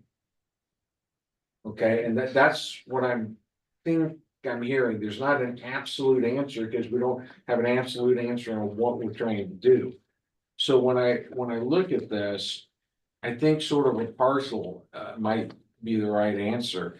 And so my rough markup would be, and I realize this is not without fault. One, I like the definition of a short-term rental. It's a dwelling unit. They define a dwelling unit. We use the state definition. I like that. That keeps us clean and legal space. Type 1, type 2. Again, sort of like that. I would likely. I have struck probably about, I would say, half of this in mind, okay? And that's not full sections for those going, oh my, what is he saying here? Okay? So let me try and walk through some of this. So let me phrase something different. So in effect, what you're thinking is there's a significantly different text than what was presented. I think a lot of the text can go, it can stay as is, okay? I'm trying to figure out which one, okay. The reason I'm bringing this up is if we're talking any amount of text change, then it's like, okay, we need to push that, in my opinion, as a meeting, is we need to push that so that the commission understands. And then And then come back and revisit. Well, I mean, okay, so Well, hold on a sec. Marissa, can you restate the options we had as a PAC? The option that staff listed was make a recommendation to the OCC to approve regulations as presented. To approve the regulations with suggested revisions, or make a recommendation to the OCC to disapprove adopting regulations. Okay. I agree with what I heard Mr. Harris say. He said option B, you meant option 2. Approve with suggested changes.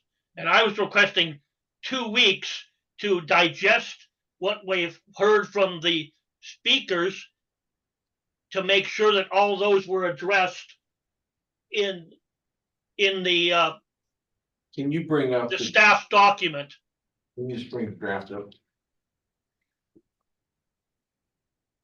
So just go on, and I'm gonna go straight down section 50. Okay. Short-term, gonna qualifying section. Well, this isn't working well at all. Yeah. We should continue it to a different game. Talk about it again when we have more time. No, that's unfortunate. Okay. Well, okay, let me sum it a different way. The curbs, having your trash picked up is already a requirement. Why do we have to restate it? Why don't we simply say you'll have it picked up weekly, period? Why do we have to go into the details of providing proof of service, et cetera, et cetera? Why isn't that required of standard residents? Okay, when we talk about, we will remit all applicable tax already required by an RCW. If we have to have a local ordinance to make me pay state tax, then I guess we need it. But do we really have to tell them they have to keep the records for 3 years? Do we have to get in that level of detail? I'm just thinking simple. Let's not overregulate. Okay. If we get down to okay, anything with regards to code, which code? Code of record or current code? Very important difference. Probably, critical difference. Probably referring to MCC, but anyway. Right, but if I built my home in 1952 and you go inspect it to current code, I will likely not pass.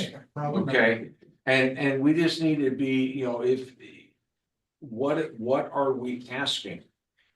The fire extinguisher, to what NFPA standard? I believe NFPA 10 is applicable, but NFPA 10 also requires not just an annual inspection, it requires a monthly inspection that can be done by anyone. Okay, so when we say we want an annual inspection, but we define no standard, what does that mean? What are we thinking we're telling folks, and what are people hearing? Is if it says annual inspection, and it says by a certified person, certified to do what? Typically we just add the appropriate NFPA standard, whatever the fire marshal identifies, assuming that's an appropriate requirement to start with. The 300-foot notifying people, probably needs to be done, but what if your resident or your neighbor isn't there? How do you notify them? What if they refuse to engage? How much difficulty are we placing it on the short-term renters? And again, with the purpose of trying to help that neighbor understand what might be happening. Hey, Mr. Chairman, was looking in the picture of the chambers, it looks like the room has been cleared. Not exactly. No, they clear themselves. And so, but we do have 4 pages of online people whom we are speaking to. What I'm hearing is the commissioners don't feel comfortable passing or recommending acceptance by the BOCC. I'm getting the feeling that it's more like, we will recommend acceptance by the BOCC with some changes in what staff has provided us. But Is that what I'm hearing? well, Yes, so, for Commissioner Perry, the first half, yes, second half, no.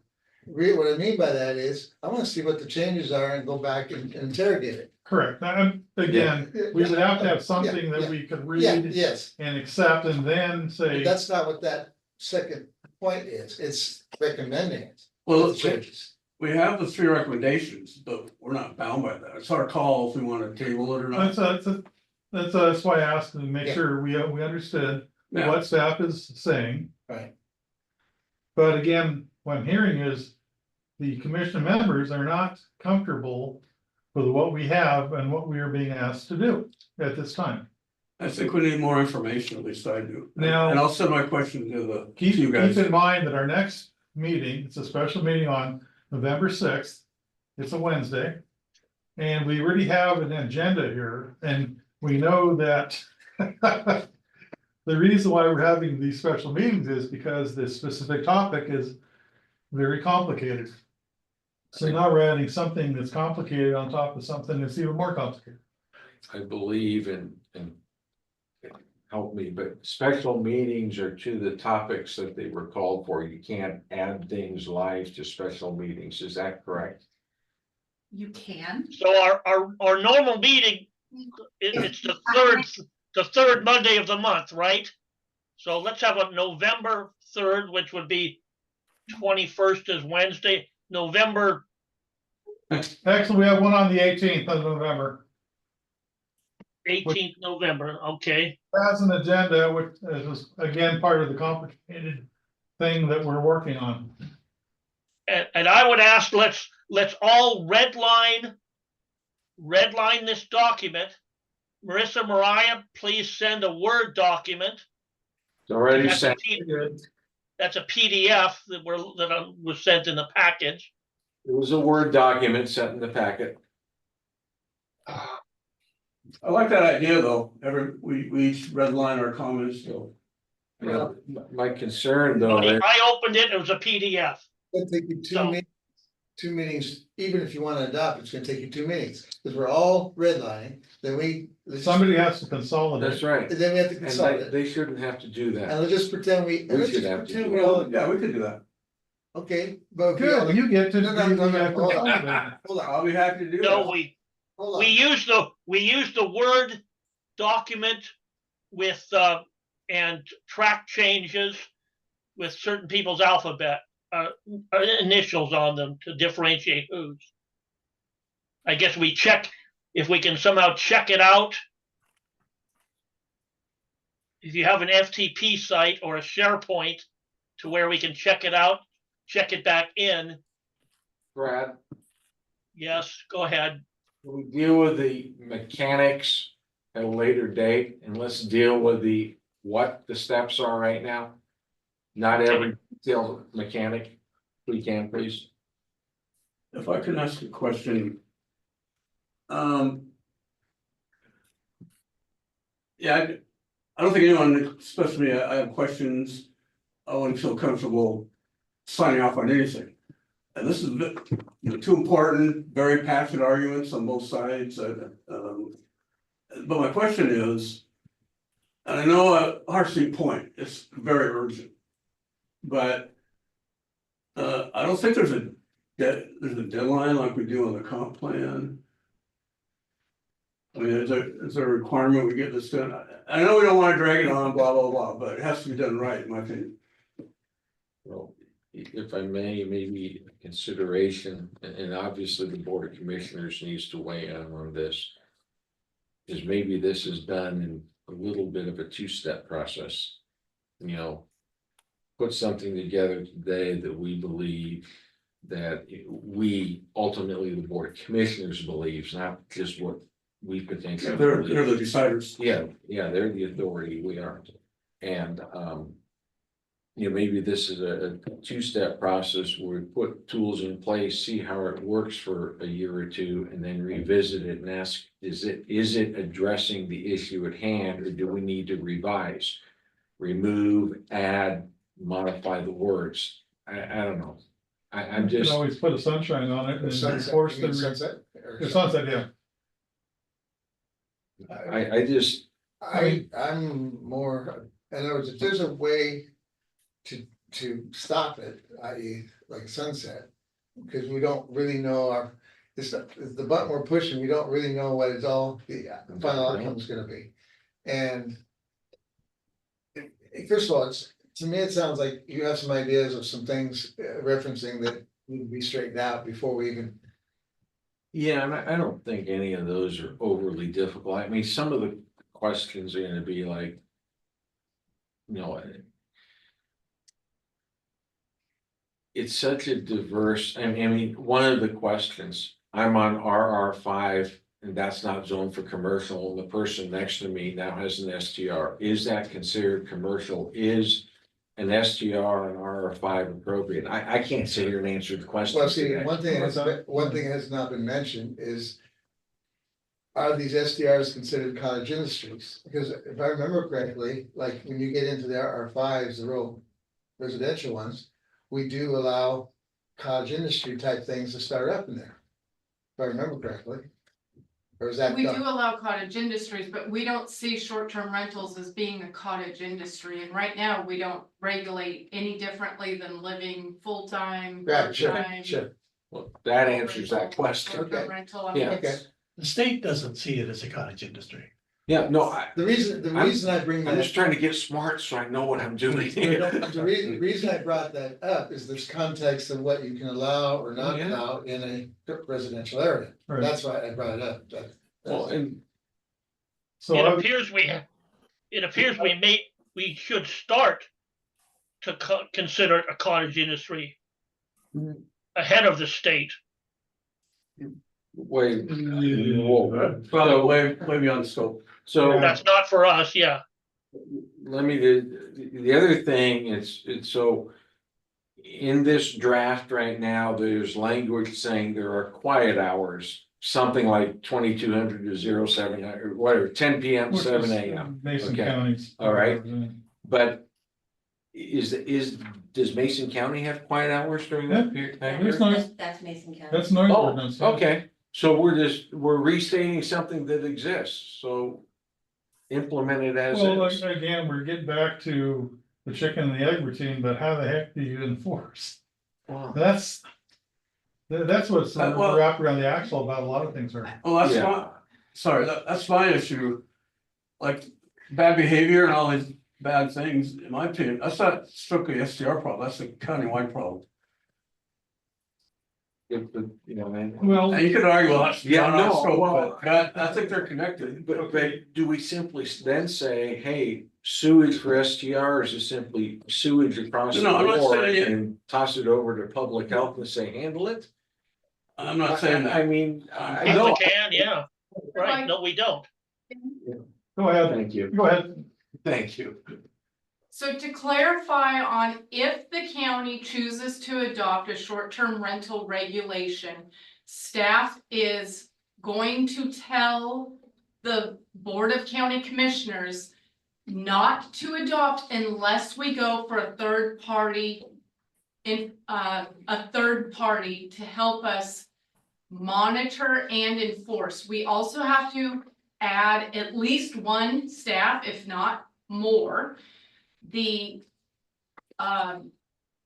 And this is something that the planning commission does not need to figure out. Staff is fully 100% aware of that. If we adopt regulations on short-term rentals, there is an enforcement component to that, and there are third-party reviewers out there that can assist us in doing that, unlike other enforcement issues at the county. This is a unique situation that is not like other enforcement situations in the county. And there are multiple companies nationwide. And we have interviewed several of them. More than one would be completely appropriate. I'm sure it's not perfect, but I do not see it as an issue that the planning commission needs to figure out. Just know that staff is fully aware. We would work with the board that please do not adopt these regulations unless you give us authority to go out, hire a third-party reviewer or a third-party consultant that would work on contract to help us enforce in a variety of ways that I don't need to get into the details. That I do not think that's something that the planning commission needs to worry about how we're going to enforce this. We would have to use that third party in order to assist. It's very unique to short-term rentals. So that's fair enough, but maybe that part's beyond our scope, but couple of things. One is, I would come back as a citizen and ask the question, why are we doing this for VRB things and not for everything else? Well, again, this is strictly with the STR. Well, my second point is, I think part of this is how do we fund whatever it is you do? Well, again, that's beyond the That's scope of not the our PAC. problem. But I mean, you bring up a damn good point, yes. We do talk in there about, permit fees, this and all that other stuff, which affects, can they fund whatever they want to do? So that, you can't say it's not. No, but from our perspective, if I'm hearing Cal and right. Jeff has to speak in here sometimes. Is that. We don't let Jeff talk. Once we have an understanding of the what that needs to be done. And once staff has presented it and has a basic go-ahead from the Board of Commissioners, then staff will work to get an appropriate vehicle to do it. Might be a contractor, it might be another staff member, don't know, don't care, per issue. The staff, the county will handle it. And once they have that, then they will have really two key pieces. One, they will have known costs or expected costs to implement. And two is they will have a better understanding at that point of what the, how many different platforms, type 1s, type 2s, whatever the answer is. And at that point, staff will do math, make a recommendation to the Board of Commissioners, and that will be the funding source. Am I in the realm of close? We're in the realm of close. But So that's not our piece. Go ahead, Jeff. So I'm fine with what Cal's saying. I understand what she's saying. Whether it happens, that's a whole nother story, but it doesn't matter. It's not our issue. I'm seeing that there's things you're talking about that should be extra added out of this thing. In my opinion. Okay. Yes. And I'll say it's legit. I don't want to argue. So, in my opinion, then we have to, in effect, table this, get those corrections made so we can look at it and then come back and adopt it. Because to me, it's kind of like option 2 there, or B, whatever you call it, is okay, but we can't do it on the fly tonight. No. Exactly. I agree with that, but if I can finish my point. Some people ask me, do they need permit fees? Well, I don't know. That depends on what is it they want to do, how much is it gonna cost before we decide are there permit fees or whatever sources of revenue from the VRBs. I mean, in general, I like more data. So question, do I make a motion to say charge one of us to make the revisions we're thinking we're hearing? Mike Well, also has comments before Pardon- you. Pardon me? So Mike also has comments. Oh, Mike, yes. Sorry, Mike. Sorry, Mike. Hey, I was just soaking it all up. So here's how I boil it down. We definitely need to table this, but there's a couple of things I think we need to take away from this and carry forward. One, I think we can all agree there's going to have to be permit fees and a revenue stream from that, whether that be permit, the permit fee along with the taxes, the B&O taxes and whatever that is. The enforcement mechanism, the way I understand it, is already built in. And that's with the 3 levels of violation. You got your first, second, your third. which fines increasing up to the third. After that, you revoke their permit. They're done until they can, come forward at some later point and prove that they're going to behave.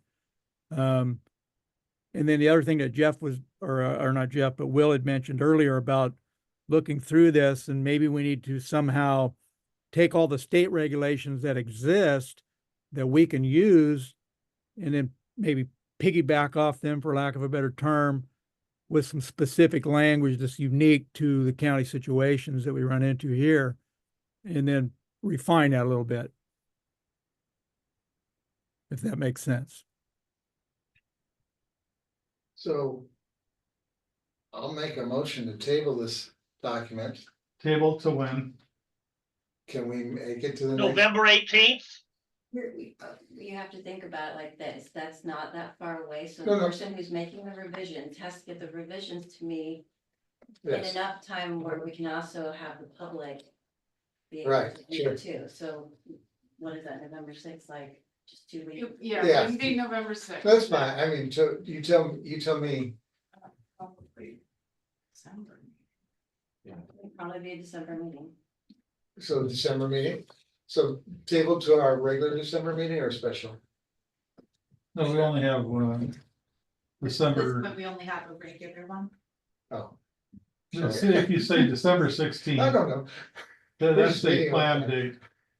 Can we be a little more Specific? detailed? Yes. And that is that we as individual members will provide our red lines to our editor in chief. Yes, that's. Okay, That's too by magnificent of a title, but yeah. pick a date. Brand new law might work. What I'd like to do is, Do I need, first of all, don't I need to first take the whole thing, because they're wanting this, make the motion regarding what we're doing here with this. Okay, you're gonna be saying you wanna table the So I want to table this until table the decision December 16th, to December 16th. and you want And- to have all red lines provided to Commissioner Randy here. All commissioners are provide to. I thought I was a grand poobah. The Commissioner Lewis. Red lines from all the members by 1 week from today. Is that good? Too tight? Hey, Mike, 2 weeks? How about 2 weeks? Yeah, I think 2 weeks might be better. I'm in Texas right now, so I'm not gonna get much done here in the next few days. it's getting kind of late for you too. Yes, it is. 2 weeks. And provide them to Commissioner Lewis. So, To integrate. November 4th. so everybody will take their, the existing document, do their lines, send to me. I'll put everything in one document. Yeah. And Al, And then you're gonna send it to, Well, you want me to send it to Marissa first?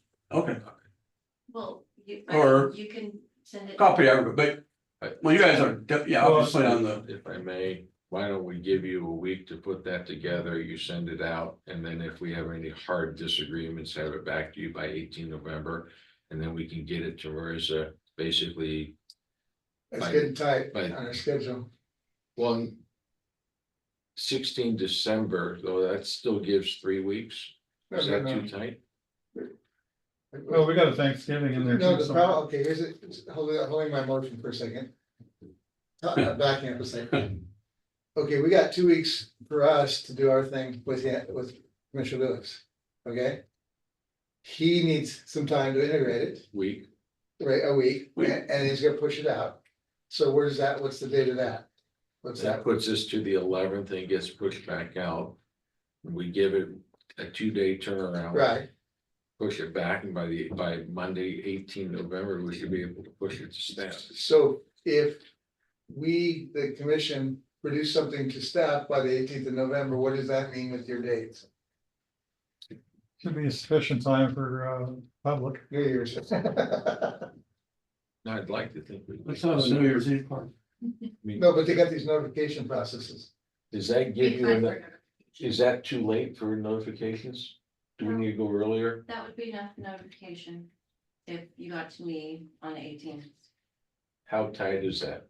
of November. I mean, no, that's fine. I mean, Okay. they've gotten a staff report. I mean, obviously, we have this meeting, you know. Try and beat that, but it sounds like there's wiggle room on her side. So could anybody, can you Okay. repeat what my motion is? Postpone to 12/16. I'll also now note there that public comment is closed. Yes. And to provide all your red line comments to Commissioner Lewis by November 4th, Correct. who will then do whatever, and you guys will get it to Marissa by November 18th. Correct. So who seconded it? I'll second that. Okay, it's been moved and seconded, whatever Randy said. I mean, Whatever Jeff said. Yeah, Commissioner Jeff said, Perry yeah. or whatever. okay, so all those in favor, please say aye. Aye, Opposed? shoot 'em. Motion passes, okay, seeing nothing else on the agenda. I do want to just talk, and I'm not a total rules knower here in this, but so you guys are individually taking your notes and sending them to Randy. Right. And then Randy's going to compile that and send it back out into Marissa. First.